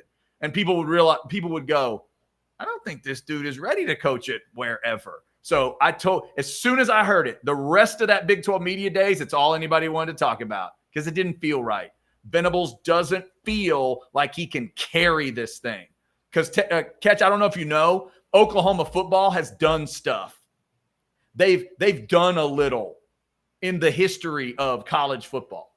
OU coaches to me feel like Texas quarterbacks, like during the heyday stretch. So for 25 years almost, maybe not quite that long, but close, they hired Stoops as an assistant coach when nobody else none of the big boys were quite ready to give Florida defensive coordinator Bob Stoops the job. Right. And they did. And it was like, boy, did they hit a home run. They hired a Hall of Famer. Then they get Lincoln Riley. And OU fans can hate Lincoln Riley for all of the reasons why they hate Lincoln Riley, but he's good. Yeah, he is. I mean, I don't like Lincoln Riley, but God, he's so good at what he does. I respect the hell out of him. And I think Texas fans always felt that about Switzer too, right? Like they hated Switzer, but like they never doubted his ability to coach football and to be a great head coach. Right. I bring part of me, like even bringing this line of discussion up, is when Texas and Texas A&M get ready to play each other next year. Jimbo may not be I think Texas fans very easily dislike Jimbo. But Jimbo's not easily hated yet because there's no history yet between specifically Texas and Texas A&M on the field, right? Right. But the novelty of playing that rivalry again will just make the game so big. I don't think Texas and Oklahoma after this year will get back to Texas and Oklahoma until Oklahoma has its next Bob Stoops. Yeah, I think that's Lincoln fair. Riley. Yeah. And I don't think they have him right now. That's fair. I love that thought. By the way, I also love almost seeing 500 people. Call 10 people you know and 5 you don't. Let's get over 500 in the Specs chat. Shout out to Specs. Let's do a couple things here. Let's throw a 15-second Specs at him, shall we? Let's throw a Rabbit. Let's throw a Lisa. And let's throw all the great fine wine, spirits, and finer foods at them. Don't forget about Specs. SpecsOnline.com. No matter what you're needing, Specs same-day delivery can save the day with our Specs app or online shopping. From world-class wines to hard-to-find spirits and craft beers to gourmet foods, delicious snacks, and spectacular sweets. It's Specs. Cheers to savings. Say it again, Ketch. SpecsOnline.com. There it is. Get that app. You can get Same-day delivery. She says it in the spot. You can get it delivered to you. It's unbelievable. Before we get to these super chats, because we have those on the Specs chat, let's also throw that offer up again. Remember, kick is at 11 a.m. in the morning. You want to get this taken care of before that, because if you're partying tonight, you know you're not going to remember at 10:15 tomorrow morning. You're getting ready for the game. We know that. So that's why we're telling you now. Click on that QR code. Come on, somebody wants to do it. The code is BEATOU. Free trial of Orangebloods. Figure out what it's all about. Find out what it's going on. We talked about the War Room earlier. That's every Thursday night. All the great information. One of the craziest places on earth is that message board at Orangebloods. All the great content. Ketch's 10 thoughts from the weekend. Anwar's Sunday pulpit and all of the rest. The latest in recruiting. Just everything. It's there. Go check it out. Orangebloods.com. By the way, thank you for scanning that code. Here's a tease for my 10 thoughts from the weekend. Yeah. So in back-to-back weeks, I did best rock bands of the 80s. Wait, it was best American rock bands. American rock, yes. And then last week I did top 10 World War II movies, which was crazy how people were into that. Like I had all this good stuff on Texas and Oklahoma, and this week, the week after Texas, just one day after Texas and OU, I may do the most controversial top 10 I've ever tackled. Oh, no. Where are you going? Top 10 most overrated bands. Oh, wow. Oh, I'm in to check that one out. Top 10 most overrated bands. That's a fascinating discussion because you have to fully define what overrated means and you have to figure out how you're judging. And yeah, that's great. I love it. Can I give you one? Of course you can. I don't know where this band is going to be ranked. Here we go. Because I haven't gone through the process yet. Here we go. This is going to upset Dustin McComas so much. Oh, no. Because this is like one of his bands. Oh, no. And Dustin, the king of ping, I'm raising money for the kids. They're doing like a reading deal for the school and they're raising money. And Dustin gave each kid $20. Thank you, Dustin. I mean, that's nice. It's a nice guy. And you're about to rip on one of his bands. The Grateful Dead will be in the top 10. Whoa. Okay. You're going to go there. All right. I'm not saying where. Just somewhere. I'm just saying the Grateful Dead will be on my 10 thoughts in the weekend, my list, which for whatever reason is one of the reasons why people love that column every week. All right. So if that doesn't make you click that QR code, I can't make you click that QR code. If you're a music snob like me and a music snob like Ketch, you gotta. I didn't know that there will be a mutiny on Saturday. Oh, come on now. Look, it can't be Alpha Rev. Because I am a little known member of Alpha Rev. Ah, that's right. That is right. In October of 2006, Alpha Rev was doing an acoustic show at Sullivan's. Mm-hmm. And they brought me on stage. Hell yeah. And I played the drums. Hell yeah. Of course you did. And it was only one show. Technically, it was just one song. You know, I hear that after that, they called you the Buddy Rich of 4th Street. Any truth to that?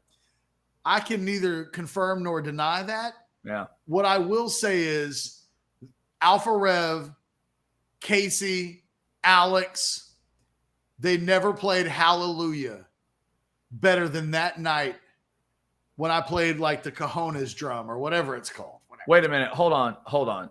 You played Hallelujah like the Leonard Cohen song Hallelujah? I mean, with Alpha Rev? Yeah, I just played the drums. I mean, that's big time right there. I hear the band calls you Bald Ringo. Is that true? No. No, it's not true. I'm not look, here's what's not happening. I'm not overstating what I did. I'm only saying if you perform with the band, and when it was a scaled down band, I mean, there was the reason why I was called up. Right. They performed, we Hallelujah at Sullivan's. That means I should be on the Wikipedia page. I've not looked to see if they have me listed, but I was in the band for one song. Damn right. Ketch played and it pleased the Lord. That's what I'm talking about. All right, let's clean off some soup. I like that. You like that? That makes me feel good. Hey, real quick. Yeah. Because we got crap bag coming up, and I sent Blake another Tavondre Sweat graphic. Okay. This is for Opinion Sports Show. Because I didn't want to make it look like I was just making stuff up, right? Right. This is Pro Football Focus's highest rated Power 5 defensive tackles. Not only is Tavondre Sweat number 1, and nobody else in the Big 12 is in that top 5. Yeah. Look at the difference between 1 and 5. Yeah. Damn. Okay. So when you're like, you making these guys sound like Frank Ocam. No, I'm not. No. Pro Football Focus is telling us that Tavondre Sweat is playing like Frank Ocam. Yeah. And better than, honestly, like better. Yes. Better. I'm playing better. All right. So, Ketch, we got some stuff in the chat here. We'll get to a couple super chats. But before that, Too Broke to Pay Attention, Ketch, how much do our NIL numbers go up with a big win tomorrow? You heard that expression, pimping ain't easy. Yeah. Winning ain't cheap. There it is. And honestly, Texas is going to be a great test case for programs moving forward. Because one of the things I've started to hear this week is, holy crap, it's going to be expensive to keep all our players. If we have any chance at all of keeping a guy like Byron Murphy, it's going to take NIL funds to do so. Yeah, man. I mean, great teams cost money. Yeah. They always have. The most naive thing in the world is when someone says, I like it back in the day when players played for – no, you didn't. You didn't like it when players played for free because it hasn't happened in a long, long time. Literally, they've been giving out – look, Chad, how old were you when Eric Dickerson got the Trans Ams? Like 3? When Eric Dickerson got the Trans Ams, what was that, like 81? No, that was like 79. Oh, 79. I was like 4 or 5 years old, yeah. You were still walking around in diapers. Yeah. And sometimes, you know what? I'm at the reunion. I might be this weekend. You never know. You never know. But the point is, you can go back 40, 50 years, and we've had transactions. We've had suitcases full of money. We've had Trans Ams. My favorite has been the parental job.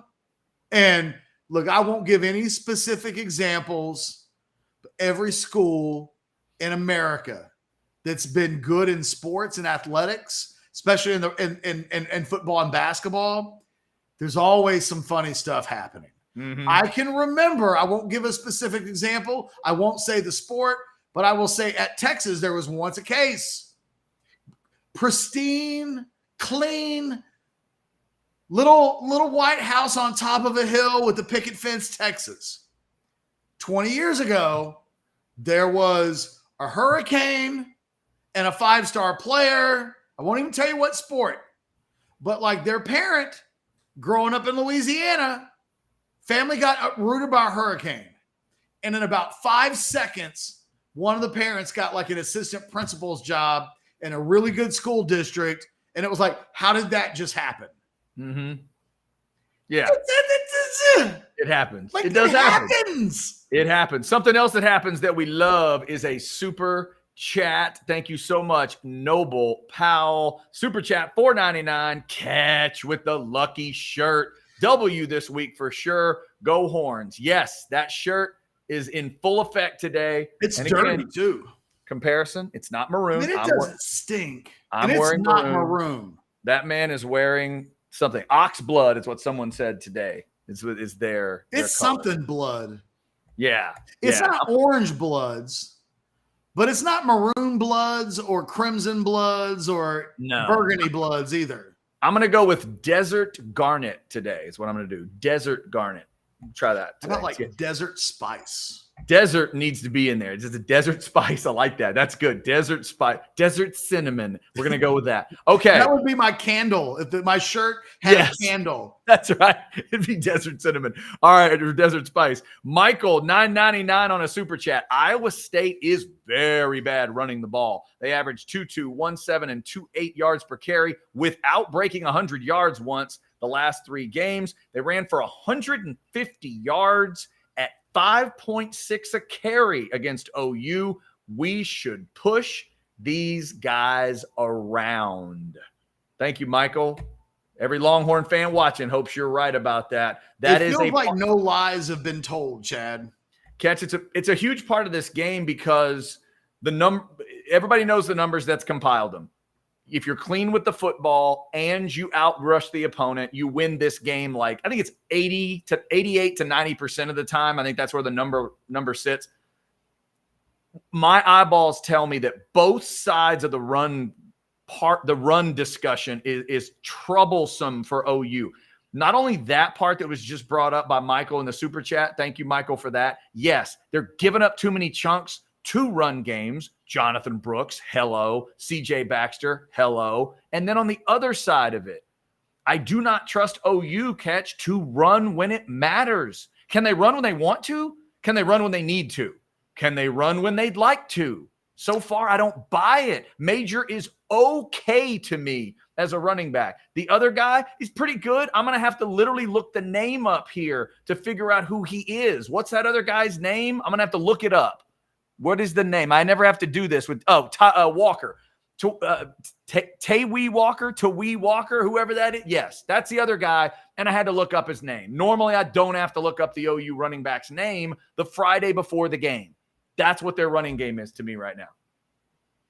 How similar is this for you to the way you talked about Texas going up against Alabama? Where at the time, we really didn't know if Texas had any kind of a run game at all. Right. And at the time, Texas didn't have anybody break 50 yards in the opener. So going into this, we talked about it all week of the Alabama game. What's the number? What do they have to run? Because it felt like if we were saying 40 or 35, that it almost felt uncharacteristic for what we thought this Texas team would be. Now, as it turns out, those type of rushing numbers are actually very characteristic of what this Texas team has become. Absolutely. In this game, I mean, as though you have to run it 35 times?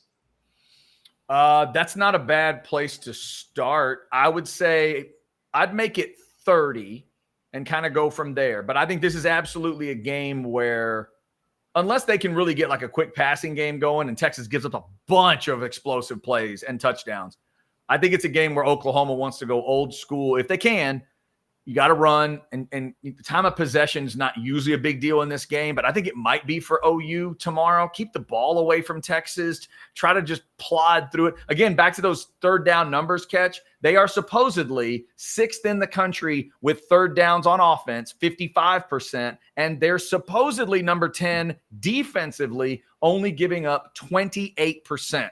If both of those numbers hold tomorrow, then I think there's a chance that OU's right in the game. mean, those are huge numbers because third down conversions are twice as important in this game. Third down stops are twice as important. Crowd pops, energy level, all that stuff. That's the part that I think is most fake in these numbers from what my eyeballs tell me. I think Texas is going to be better on those third downs tomorrow than OU. All right, we're almost at the top of the 2 o'clock hour. Chad, I need to take a little bit of a break. So my question is this. Okay. Do we take an actual 2.5 minute break, like old school? We play a recruit video. Do you want to, do you have a spot that you need to do? How do you want to do this? I need a couple of minutes. I do not have a spot I need to do. And I could probably benefit from a trip to a bathroom. So I'd say let's get a little recruiting vibe going on. And Blake can pick one of the fantastic award-winning, because I just gave him an award, recruiting flashbacks. I'd just tell him pick whatever he wants, and we'll do that. We'll be right back with the crap bag, including the studs I'm going to see on a football field tonight, two of which are Texas commits. We'll tell you about that. Plus, I have a story about Waxahachie, Texas that I think Jeff Ketchum is going to really enjoy, and it's kind of nasty. That's coming up. House divided. Plus John Harris breaking stuff down. Say Johnny Harris in 20 minutes. John Harris 220 from footballtakeover.com. You got to love that if you're an X's freak. More stuff coming. Stick with us. Thanks to House Divided or Live.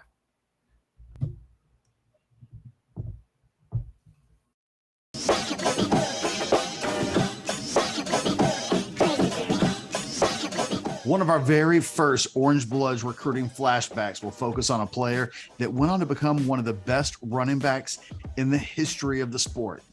Jamal Charles was a high 4-star prospect by Rivals.com when he signed with the Longhorns in 2005, finishing number 57 overall in the Rivals 100 and number 4 overall in the state of Texas. Personally, I had Jamal Charles as a 5-star prospect on my Lone Star Recruiting Top 100 list, but I have to admit that I wasn't head over heels in love with him the first time I watched his junior film as a prospect. It's hard for me to admit this out loud, but I actually had questions about his speed and whether he was really as fast as his track exploits suggested he was. Ultimately, he was scoring touchdowns as a junior at Memorial by such wide margins that he really never had to open up his speed on the field as much as he just seemed to coast. It didn't take me long to figure out that questioning his speed was one of the dumbest things I've ever done while working in this industry, and that's probably saying something. The most dramatic part of his recruitment might have come on the day he decided to commit to the Longhorns, because when he picked up the phone to call running backs coach Mike Haywood, no one was there to take the call. Charles told Jason Sukamel of Orangebloods.com that he would call Mac Brown back the next day and make it official. And that's exactly what he did. The hit rate for the class was exceptional, as Charles was joined by the likes of Henry Melton, Roy Miller, Jermichael Finley, Roderick Muckleroy, Quan Cosby, Chris Hall, Charlie Tanner, and of course, Colt McCoy. When it's all said and done, and you look back at the last quarter century of Rivals.com ranking prospects, Jamal Charles is one of the greatest Longhorn prospects that ever lived.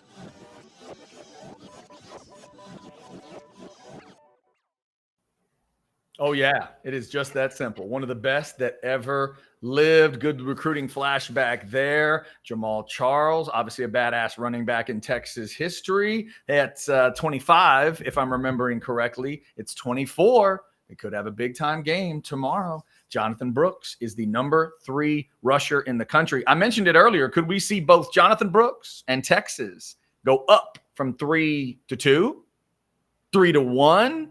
I think there's at least a good argument for 3 to 2, even if, let's say, Georgia whips Kentucky and the voters keep them at 1 or whatever. Catch the one I'm watching tomorrow. How about Michigan at Minnesota? Even if they won the game, what if it's a little clunky? What if they get a little bit of a clunky win at Minnesota and Texas works OU? That'll be a win, another win over a ranked team for Texas in a neutral, in a rivalry game. You'd have to make them at least number 2. Wouldn't you? I think so. Gotcha. I think there's actually a really good chance, depending on how strong of a performance Texas gives tomorrow, that Texas could be number one. Yeah. Coming at, I mean, because the resume would be so good at that point. They might have 3 wins that are better than any of Georgia's wins up till now. Right. And remember the weird math of tomorrow, as I've pointed out. If Georgia wears Kentucky out or even beats them by a little, Kentucky will drop out of the rankings. OU will not drop out of the rankings if Texas beats them. They won't. They're at 12. So Texas would have to 88-0 OU tomorrow to kick them all the way out of the rankings. They will not go from 12 to unranked. To me. By the way, I have a picture for you, Chad. What's that? Before we get into crap bag. Okay. I yelled at the dogs to be quiet. This is where we are. Oh. By the way, I don't know why the couch looks like it's been in a war. Look at the puppies.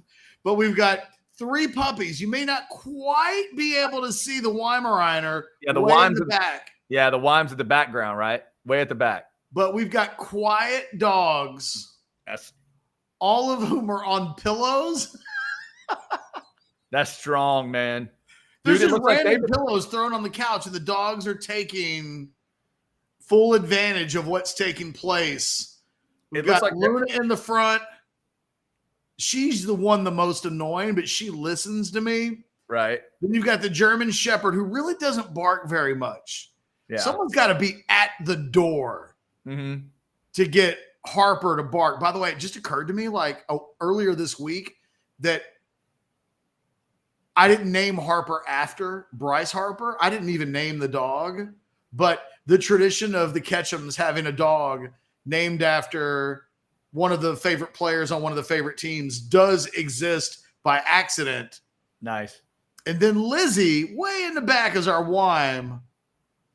All dogs quiet. If the dogs start barking from here, the dogs are taking cat naps. Yes, they are. Hell yes. Everybody left the house but me. There's no kids. There's no wife. So That's what happens. Yeah, they're chilling. So they look like they were hanging out with Cheech and Chong for the afternoon. That's what they look like. They look like they've been hanging. So real quick, just to check, since I am a dog guy, how's Lizzie doing after the accident and the surgery? Not surgery, but like a bunch of stitches. Hey, they had to knock her out, right? They did have to knock her out. I call that surgery. When they have to knock you out, surgery. She's doing okay. Okay. We haven't had rain in like 12 years. Okay. It starts the moment that she's got a wrap that she can't get wet, it won't stop raining. Gotcha. Okay. So beautiful. every time we take her into the vet, which is like every other day, the vet gets mad at us because the sutures are coming out, and it's been a thing. It's been a deal. I got you. All right. We are over the 2:00 hour mark, which means we got crap bag coming up. Also, we're 8 minutes away from Scottish Guy. Not just Scottish Guy before Texas OU, the very first Scottish Guy on Orangebloods Live before Oklahoma with the alternate lyrics. If you don't know the alternate lyrics for Boomer Sooner that you'll need at the fairground, that's coming up at 2:15 from Scottish Guy, and it'll be your first your first visual representation of it, maybe ever. So we've got that coming up at 2:15. But before that, Ketch, I do have a special crap bag today that features my hometown of Waxahachie, Texas, because I am in the hatch for the 30th reunion. So I grabbed a picture last evening when I went downtown to grab a bite of the beautiful courthouse. Now, I'm biased, but I believe this is the greatest courthouse on the face of the earth. I believe there is no better one in Texas. It has been referred to as the most photographed courthouse in the state of Texas. It is a thing of beauty. It is an architectural masterpiece. It looks like something out of Hogsworth. Oh, it's incredible. Yeah. 1897 is when it was completed, Ketch. And it is an example, I read, of the Romanesque revival style. The architect's name was James Riley Gordon. And there's an Italian sculptor that was commissioned to be a part of this named Harry Hurley.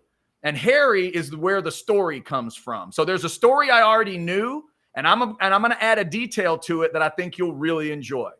So here we go. Harry came to town to sculpt for the courthouse.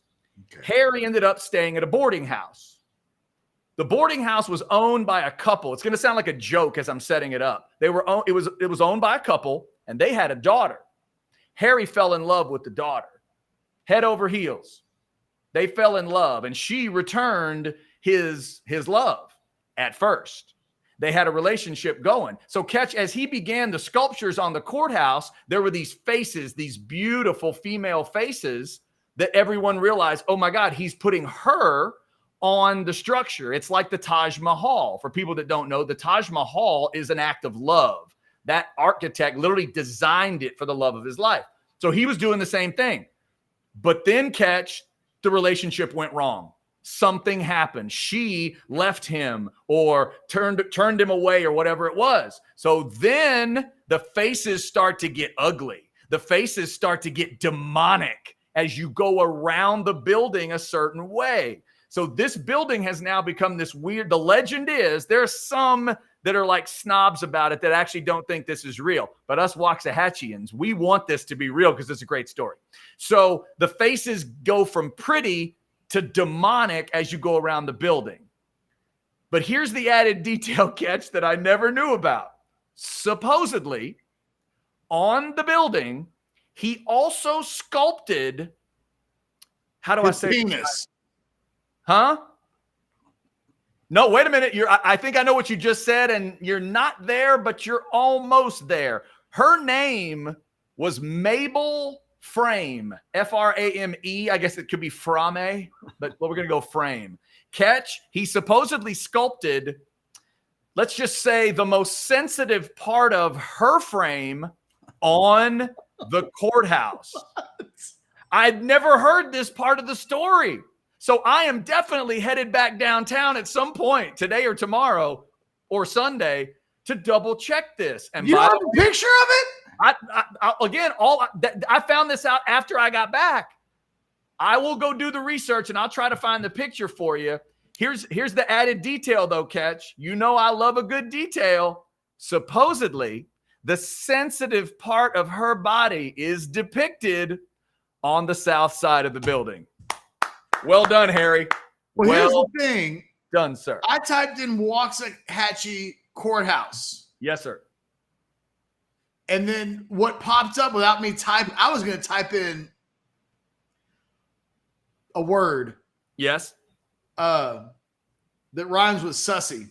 Yep. And instead, vulgar carving just populated itself into the Google search. I had no idea it was a thing. So now I'm going to look and see if I can find it. And I won't ruin it for you. Yeah, don't ruin it for me because I want to go see it for myself. Dude, I've got the binoculars with me to check out high school football tonight. So I'll just go down there with the binocs and we'll find it.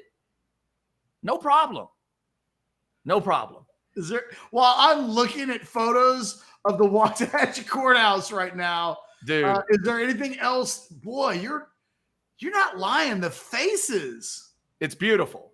It's an incredible structure. It's an incredible courthouse. If you ever have a chance, if you got a little extra time, stop by Waxahachie, not only for the courthouse, there's great Victorian homes. Like there's a lot of pretty stuff, building wise in my hometown. So check that out. I'll go see if I can check out the sensitive part of that courthouse later. But Ketch, I also wanted to mention, bring it back to Texas football.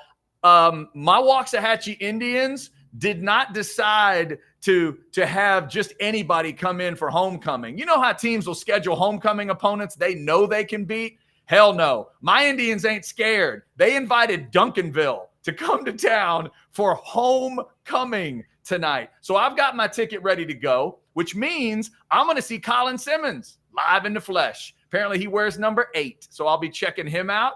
Also Ketch, Decorian Moore, the wide receiver that we've talked about on the show. He's good. He's number 1. He's a badass. I want to watch him in the game. He is not currently a Longhorn commit, but Texas fans hope he will be at some point. But Ketch, correct me if I'm wrong, isn't Alex January a Longhorn commit? Yes. He's a D tackle for Duncanville. Apparently, my man wears 11. I love a D tackle rocking a number that makes no sense. So that's coming up tonight. And if I'm reading, this is where we go back. Get that offer up there, Blake. Let's tie it all back in. Get the offer to Orangebloods back up there, because as I'm reading the war room stuff from last night, Jason Sukamel mentions that Alex January is part of the recruiting group that will be at the Cotton Bowl tomorrow. So January is going to be right over here at Lumpkin Stadium, playing tonight against my Waxahachie Indians, and hopefully getting upset, and he'll be crushed by a loss. I don't think that's going to happen, but you know. And then he'll go up to Dallas tomorrow. So I can't wait to see those guys tonight. Get to get my eyes on these badass commits, Ketch. So there you go. Crap bag from Waxahachie, where apparently naughty things are carved into the courthouse. Crazy. There's a story. So now all I can do is you know, I'm trying to find the naughty pictures like you are. Yeah. And one guy who has a picture online of what might be that is told the story that he made the trip up with his grandpa. Yeah. They made a day trip to Waxahachie together to look for women's private parts on the building. Oh my God. Yeah, I have not seen him first. Like, right. I've never found it. Story of my life. But we'll see if when I get down there. That's what she said. We will see if I can find it. But hey, in my defense, I've never really looked. I've never been looking for it. It's funny, Ketch. I've been down there for like a school field trip. Why didn't they mention that part on the tour? I went down there in second grade. I think we went down there in fourth or fifth grade.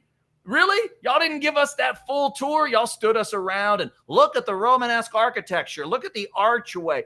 You didn't tell us there was maybe a woman's private part up there? That's an interesting piece of information. That's relevant. It helps to discuss his love for her and what he was expressing. Can't believe y'all kept that from us. Shame. Shameful education stuff in Waxahachie back in the day. All right, so coming up at 2:20, John Harris, footballtakeover.com is coming up. Why is my wife in the chat? And she wants me to give her grandmother a shout out. Shout out to Mir. There we go. Shout out to her grandmother. Boom. Is her grandmother so cool somebody made a courthouse after her? Is that what it is? Well, that reminds her? Oh, no, but she said that Mir loves Chad. Oh, what's up, Mir? Well, then you definitely need to mention her. Happy Friday, Mir. Hey, you know what? It's always been the thing with me, Ketch. When I was in school, for better or worse, and most of the time it was worse, the girls I was dating, they didn't seem to like me near as much as their moms and grandmothers did. Ever. Well, look, now that we know that Heather's grandmother is listening, we have to stop talking about the private parts on Waxahachie courthouse buildings. We probably do. Yeah. No, we definitely do. And just so you know, honey, we're about to hear from the Scottish guy. Yeah, it's true. Earmuffs. That's right. Earmuffs. Okay. John Harris is coming up from footballtakeover.com up next. But right now, earmuffs. It is time. 2 minutes late, but that's okay. That's the way he rolls. It is the Scottish guy before OU. If you need your alternate lyrics, here we go. You have been warned.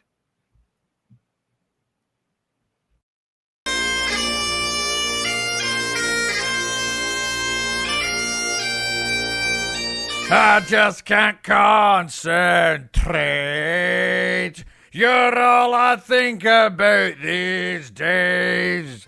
Fire up the ticket machine, drop some corn dogs in the grease, and get ready for deep fried, batter fried, and southern fried fairground grub. It's time once again for Dallas, Big Tex, the Cotton Bowl, and the toothless, mindless, gutless morons known as Sooners. You know, Sooners. What the Aggies would be if they had more history and titles, but less sense, traditions, and soap. This year, it feels like Ma and Pa north of the river are even more interested in Texas. Lots of upside-down Longhorns out there, and it makes sense. Texas will once again be the only team to show up in Dallas who has actually played someone. Now, I know it's an old joke, but that doesn't mean it still isn't funny. You picked Arkansas State, SMU, and Tulsa. Then Yormark and the Lubbock lovers gave you Cincy and Matt Campbell State. Sounds like quite a test. Or maybe the Horns are supposed to run scared of your head coach. You know, Dabo's extra baggage. Hey, Firehose, all the transfers in the world couldn't stop what Sark's gonna do to you. I know, the other QB is supposed to scare Texas. Hey, Dylan, it's not that you suck. It's that you suck when it matters. Nothing personal. Others might mention that you look like God started to make Zach Wilson, but stopped right before he put it in the oven to binge watch Stranger Things. But not Uncle SG. This is just business. With all due respect, you have no fucking clue what it takes to win this game, but you're gonna find out on your back. Okay, so now that I've become a YouTube star, we can't play the stupid song, or the bald man and John Kitna's stunt double can't make money. So we'll have to go a cappella. Just remember, when you hear that god-awful tune, scream this back at them. 1, 2, 3. Bunch of losers, bunch of losers. You are filthy, smelly rednecks. Bunch of losers, bunch of losers. We hate you and you suck. Try to actually score this time. I mean, even I give you a little hope every year. UT62. Of all the things that suck, the thing that sucks the most. All the time, every day, and forever. 3. This is SG. It's 5 o'clock somewhere, and OU still sucks. 6-0.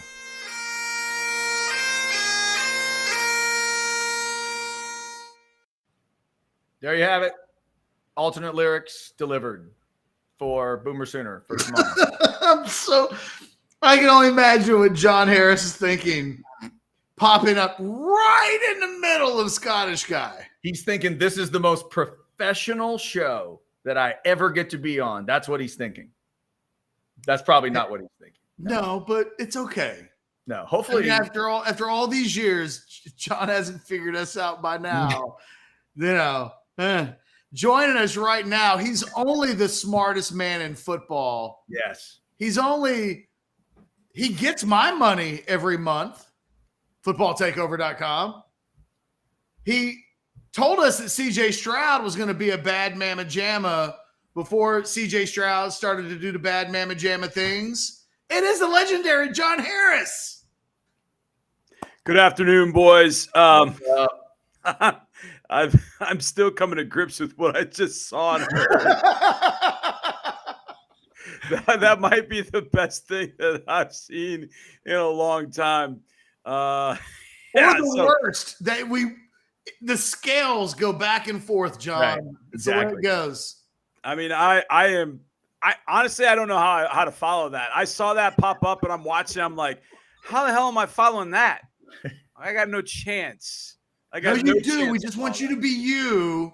And we'll forget that for a moment that happened. Yeah. Do I have to speak in a Scottish accent now to be able to follow in tow from Scottish Guy? Is that his name? SG Scottish Guy? That's right. Exactly. Fantastic. You do not have to talk in the accent. Right. We appreciate the love, though. We will pass that along to his drunkenness at some point. There's so much good stuff we could get into with you, but I just want to say to you, Texas OU, and just give us whatever it is, like film you've been watching, a player you've been breaking down. Talk to the Texas fans about this game they're going to see tomorrow, and what's standing out to you right now. Well, part of what stood out to me about this matchup actually happened back in May and June, actually before that. As I started putting together my Harris 100, I'm looking at Oklahoma and I'm thinking, wait a second. I don't know if I've got anybody from Oklahoma that's going to be in my Harris 100. Maybe Guyton. That might be it. I don't know after that. And so my point in bringing that up is it's not that you always have to have NFL talent, but it was so stark in comparison to University of Texas when it's almost everybody, and I think the best prospect at Texas isn't even eligible going into this year, and that's Kelvin Banks. I mean, I think he's going to be top 5 in 2025 if that's what he chooses to do. There's just so much more physical talent on the Texas side. And I wish I was pandering and saying that, but it's right there in black and white and everything that I wrote. I mean, it was Texas player after Texas player. And not only that, not only was it multiple Texas players, those Texas players have played even better than I expected. Xavier Worthy, to me, I expected a lot out of him, but I think he's played better. A.D. Mitchell, or I should say Adonai Mitchell now. I guess he doesn't like A.D. Mm-hmm. He's even better than I thought he was going to be in going back to Texas. And I should say that because you just didn't really know. I mean, he's playing with Texas for the first time. Ewers is much better than I expected. Jalen Ford was about what I expected, but he's playing better than that. I just think that the talent really just skews so much more towards Texas. And as long as Sarkisian and the coaching staff don't drive it into the ditch, I think they should win this thing and win it, relatively, I don't say handily, but they'll definitely cover.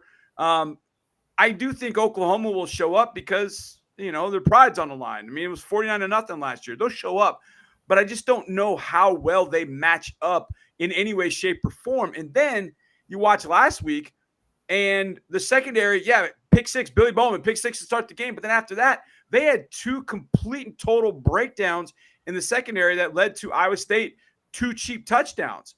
You give Texas 2 cheap touchdowns, and it's not 52-17. It's going to be like 70-14. OU can't afford to do that against a team this talented. And the one last thing that I think about this game, we talked about Banks a little bit, but I just feel like, and I heard this from a scout, read this somewhere from a scout, talking about this UT offensive line and how they play right now like an SEC offensive line. And I mean, there's no better compliment you can give than that they play with a mindset of they're going to drive you off the football. They're going to physically make it hurt all day.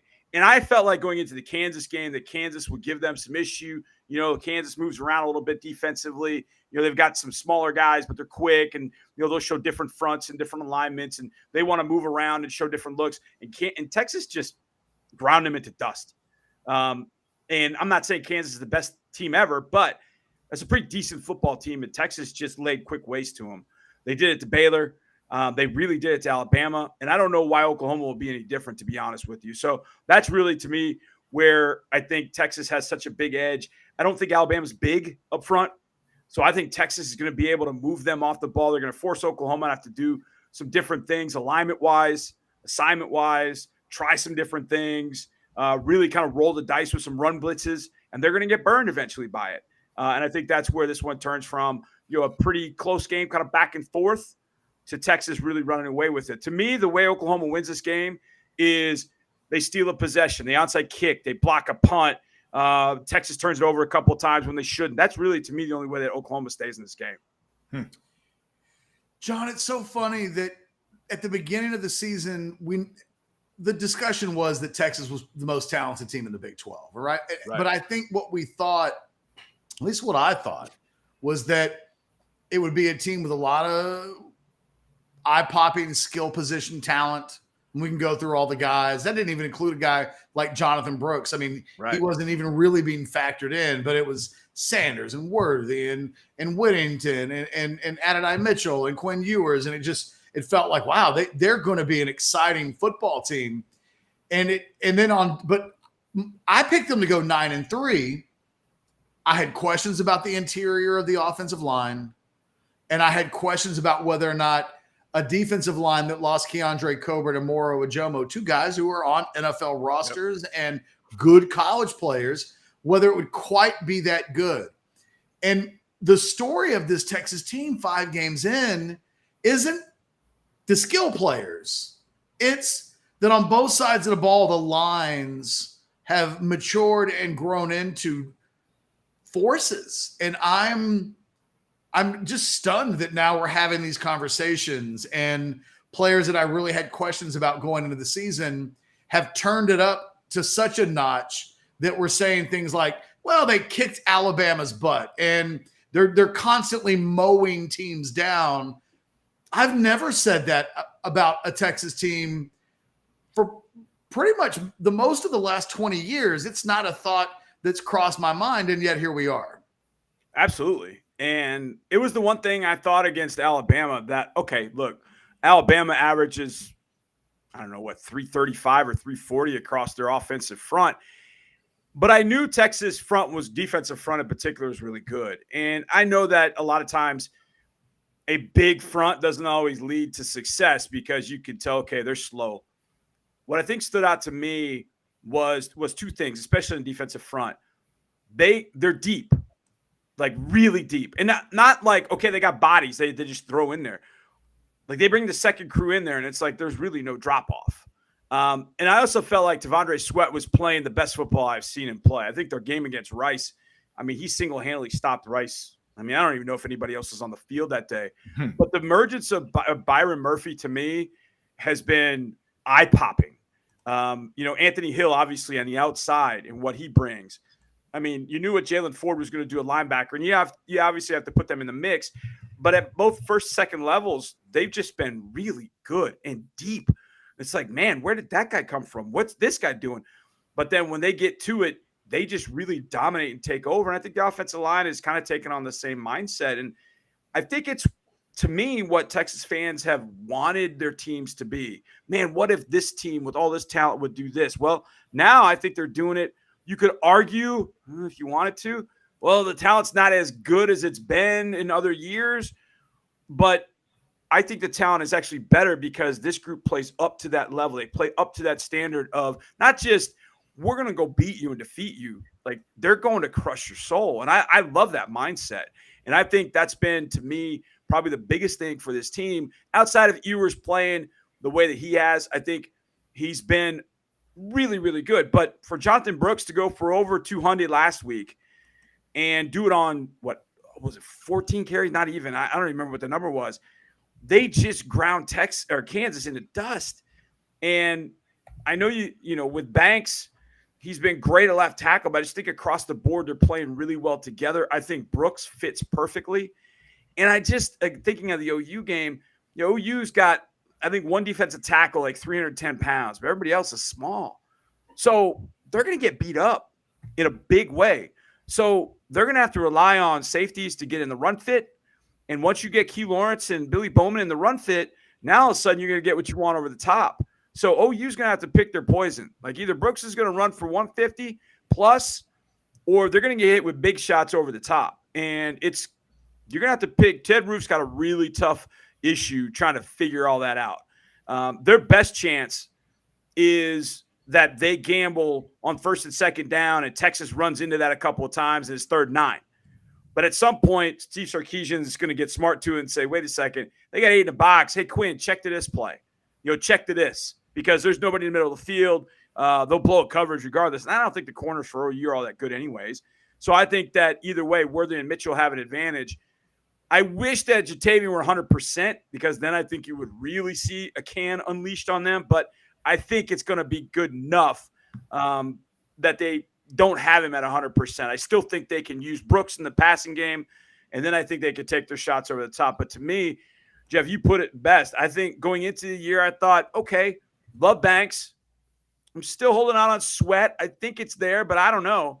But I think across the board, everybody is a notch or two above where I expected them to be. And I'm with you, Jeff. I expected them to be the top team in the Big 12 by a long shot.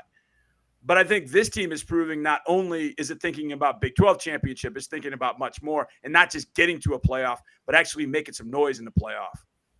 Talking with John Harris, footballtakeover.com, and remember @JHarrisFootball on Twitter if you want to give him a follow and check it out that way.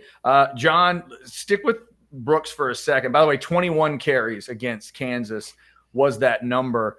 In the discussion of Texas is good and maybe even better than a lot of people thought, and maybe really a whole lot better, discuss the Brooks angle. Like going into this year, we've talked about how we think Sarkisian thought it was going to be Baxter and not Brooks that really took that job. Now Brooks has certainly done it. What are you seeing on film that you really like from Brooks? 24 has turned himself into, this could be, like you said, it could be a big weapon tomorrow, and he makes this his game. How has this happened? What are you seeing from Brooks? It's a little bit like Isaiah Pacheco with the Chiefs. Like I think about when I watch a game, even though I'm 51, I still watch a game going, would I want to tackle that guy? And I watch Pacheco with the Chiefs. And I'm like, I would want no part of that guy because he's running so damn hard. Like, man, you're giving up points on your IQ when you hit him. I think it's the same thing with Brooks. I think Brooks runs so hard. There's sometimes he creates his own hole. But I think what happens is he leaves such a stain and imprint on defenders that instead of a defender flying up from the secondary to make a tackle, they're like, whoa.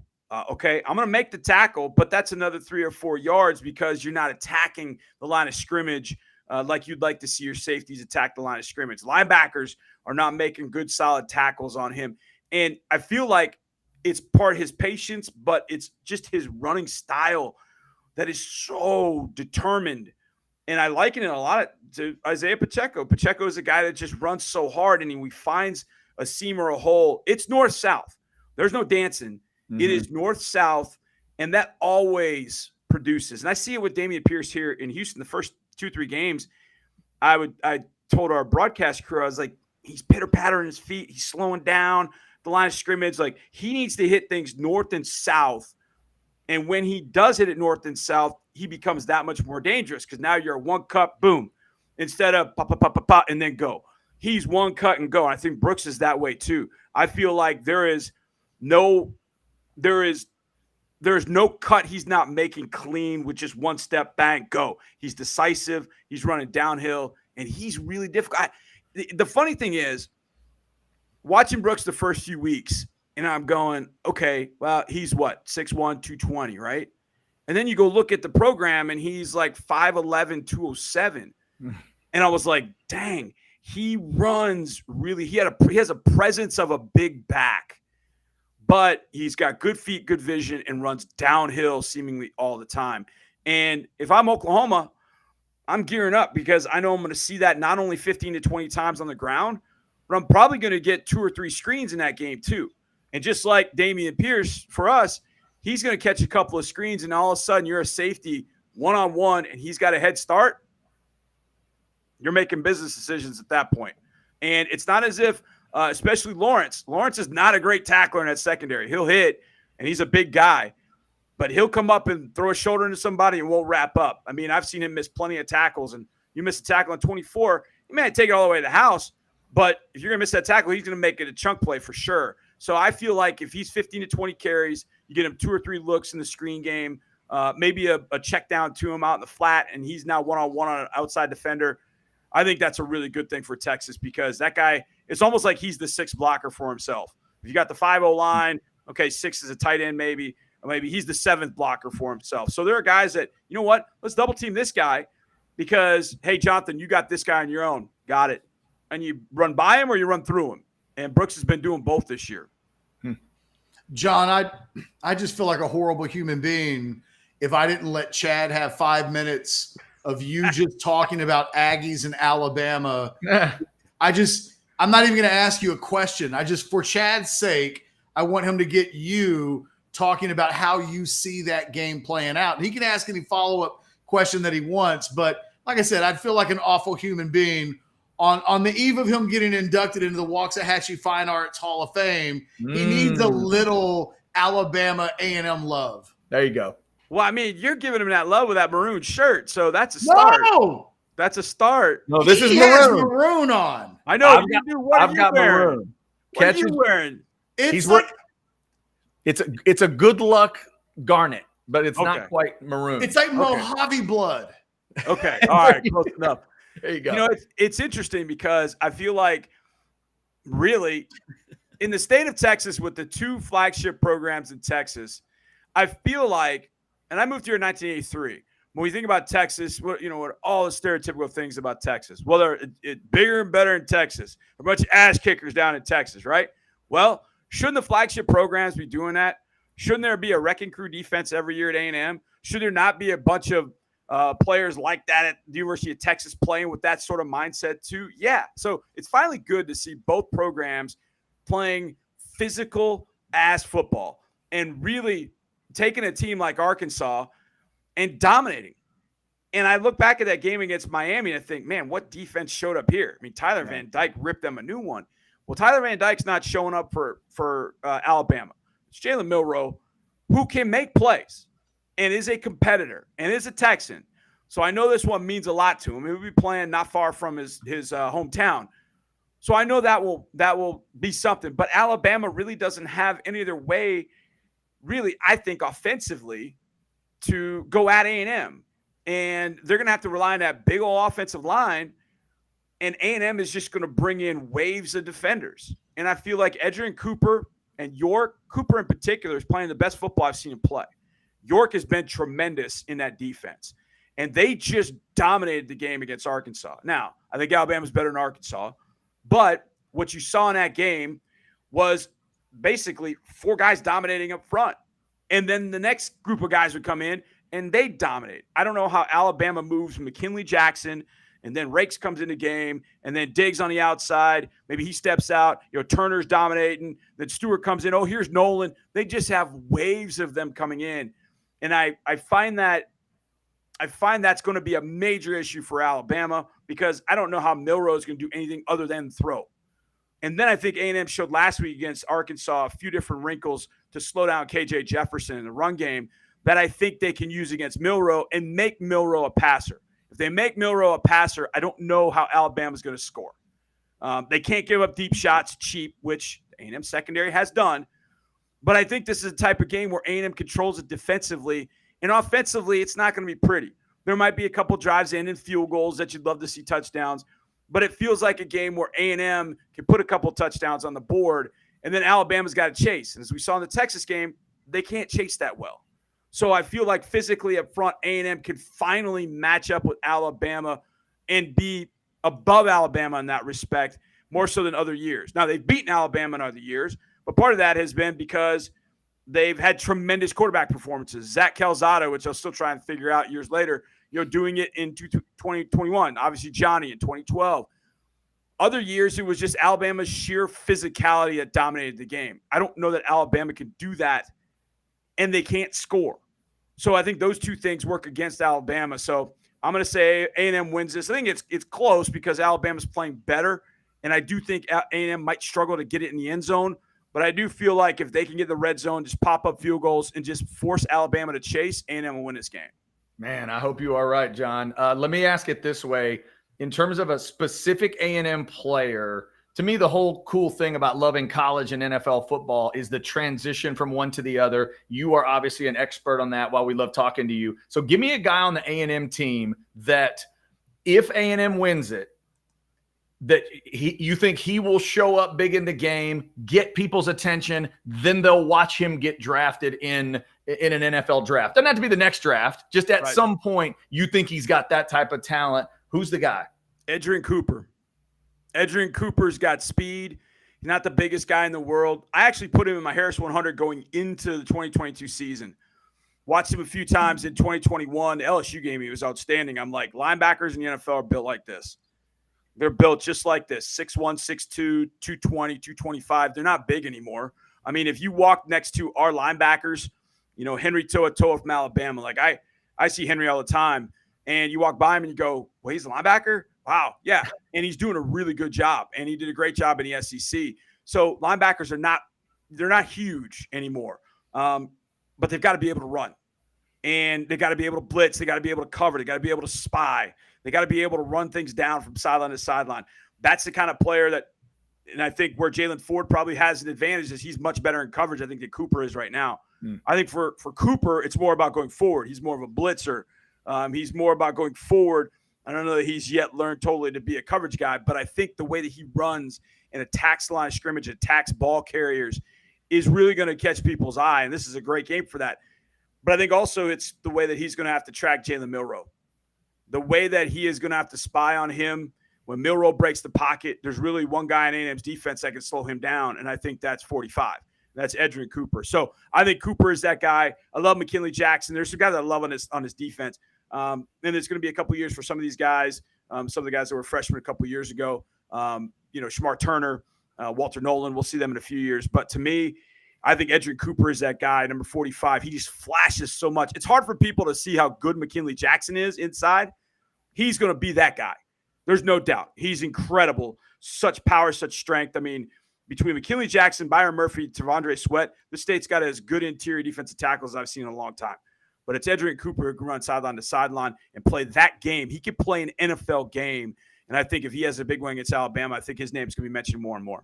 Nice. By the way, Ketch, that was fantastic. I feel like I need to return the favor. Do you want me to see if John can like break down the Liverpool midfield for you or anything like that? No. I have my last question. Okay, very nice. Go ahead. And it centers around CJ Stroud because, John, I'm falling in love with a guy. I have never loved the Texans. Just been indifferent about them. I've never thought they were interesting enough to care about the Texans as a Cowboys fan, right? And Sure. Yep. Lord knows, Yeah. I don't even know what to say about my team. I get it. But CJ Stroud makes me tingle in ways that Deshaun Watson didn't even make me tingle. And when Watson was in I am not responding to that at all. What did I say? Oh, You never said mind. Watson and Tingle. Yeah. I mean, Yeah, come on, yeah, dude. yeah. That's not. It was inadvertent. It was inadvertent. I promise. I know. But like as good as Watson was when he was at Houston, I never thought to myself, well, I wish I was a Houston Texans fan because of Deshaun Watson. In the last couple of games, as I've gone out of my way to watch CJ Stroud, I don't even know that he's surrounded by great players or even good players yet. And yet I can't take my eyes off of what he's doing. I know you're seeing him a lot. You see him all the time. Just CJ Stroud starting to take over the world a little bit. And I would think for a Houston Texans fan, I can't imagine I would ever have been more excited than I am watching this guy in the infancy of his NFL career. Yeah, it's funny when people start talking about CJ Stroud and they want to know my thoughts. I'm like, I sometimes struggle because I don't really know where to start because it's all been so good. And I go back to the day after he was drafted. So that night is crazy. We draft CJ, and then a couple of minutes later we draft Will, and I'm like, whoa, what did we just do? So Friday the next day, we're in the team auditorium room where the team meets, and it's a press conference, and there's Nick Caserio, there's Will, there's CJ, and there's D'Amico. And all the press is firing questions at each one. And when CJ and Will are answering questions, I'm back there and I'm next to Mark Vandermeer, the voice of the Texans, and I kind of nudge him like, "Did you hear that? Holy, did you hear what he just said?" I mean, he had such a really great view on life. He made a comment at one point. Somebody was asking about the pressure of being a franchise quarterback or something like that. And he's like, "Look, I played quarterback at Ohio State. It's the most discussed position in the state of Ohio. It's the most pressure-packed person." And he paused and he went, "Well, other than LeBron." And it was just the way that he did it. He wasn't saying like, hey, it was just really interesting. His perspective has been so good. And what I loved was every single first time he did something, it was a little bit of a struggle. First practice OTAs, first training camp practice, first preseason game, first game of the year. It was a little bit of a struggle every first time. But then the second day of each, you saw, wow, that was good. The third time of each one was like, wow. And so we kind of figured, okay, when the Ravens game was not a complete total bust, it wasn't great. But for him, he took a lot of sacks to get rid of the ball. But he had some good plays. You're like, okay, there's something there. Against the Colts, we didn't play well. But that offense kind of started getting cranked up. And I remember Mark and he's playing with a busted up shoulder. We didn't think he was going to play. And there he is going out with we thought a sprained AC joint on his throwing shoulder. And yet he played through it and played pretty well. And yet we didn't win the game, but we go to Jacksonville and we win that game and he plays extraordinarily well. And you're like, oh, wait a second. We got something a little different here. We started seeing it in that Colts game, but we kind of saw it all along.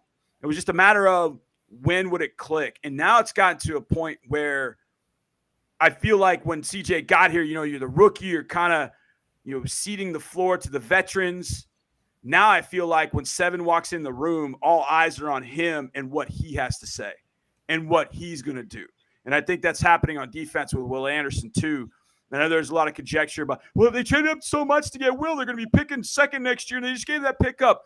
No, bringing Will Anderson and CJ Stroud here together is changing this franchise as we speak. For numerous reasons. And I think the leadership is great, but then they go on the field and they do it. And they do it better than anybody we've seen. And, I think part of it too is I'd be remiss if I didn't mention D'Amico. because DeMeco Ryans as the head coach has brought in positivity. I mean, he gets upset now. He's got that club in his bag, but he's so positive with everything.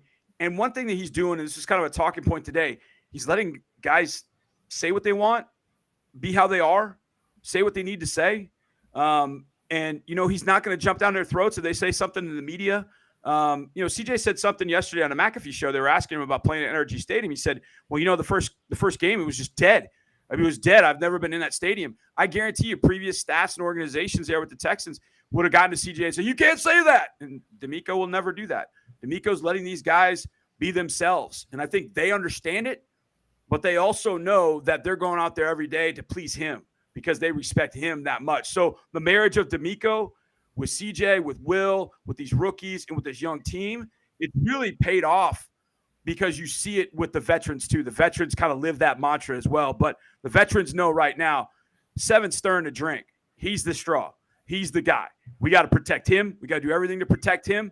And if we do that, he's going to do stuff that other quarterbacks that we've played with have never been able to do.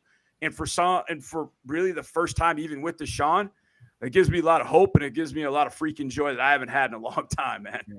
John, you like them to go 3-2, beat Atlanta? You think they can go get it on the road? Yeah, it's going to be tough. Atlanta plays really well at home. Desmond Ridder plays well at home. And we got to stop the running back.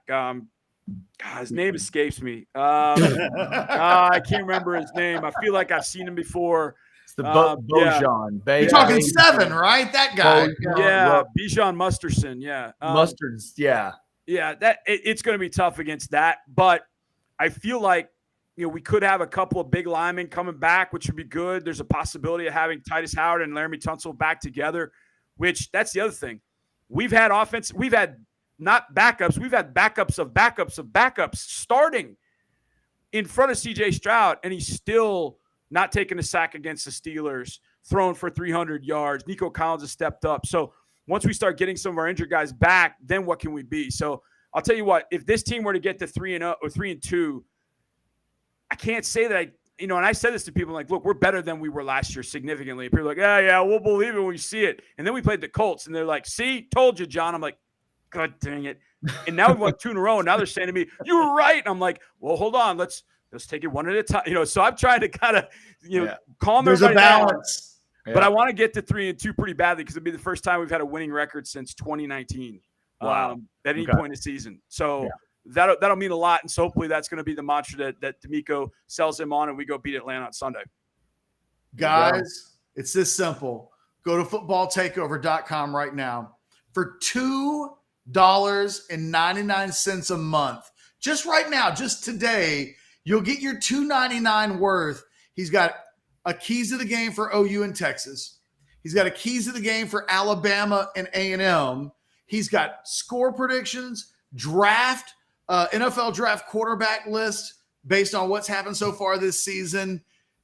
And that's like in the last couple of days. You're getting, for $2.99, you're getting all of that right now, and just consider the rest of the month for free. It's a must-have. It's the most valuable, inexpensive content you can purchase that's just hardcore football. Footballtakeover.com. Sign up today. $2.99 a month. And it's just a plethora, dare I say, a plethora of content, knowledge. You're going to learn something new. It's got constant NFL draft stuff. It is porn-ish for football fans, football porn. Jeff, just the way that you wanted it described, John. I appreciate it. I hope people aren't thinking that I'm part of the porn of that. It's football porn. Look, I appreciate you guys are the best, man. I really appreciate you guys having me on and supporting, footballtakeover.com. I really just started making a business this summer, and you guys have been instrumental in helping me get there. So I appreciate it. I hope both your teams go get wins because I've picked both of them to win. So hopefully they'll go get wins, and hopefully the Texans get one as well. And look, I'm hoping the Cowboys beat the Niners. I'm hoping the Cowboys go do it. I can't believe I'm saying that, but I probably like Dak Prescott and the Cowboys more than Jeff likes the Texans, but that's okay. I like Dak. You definitely like Dak. You don't like Dak as much as I like CJ Stroud. I can assure you of that. I can assure you.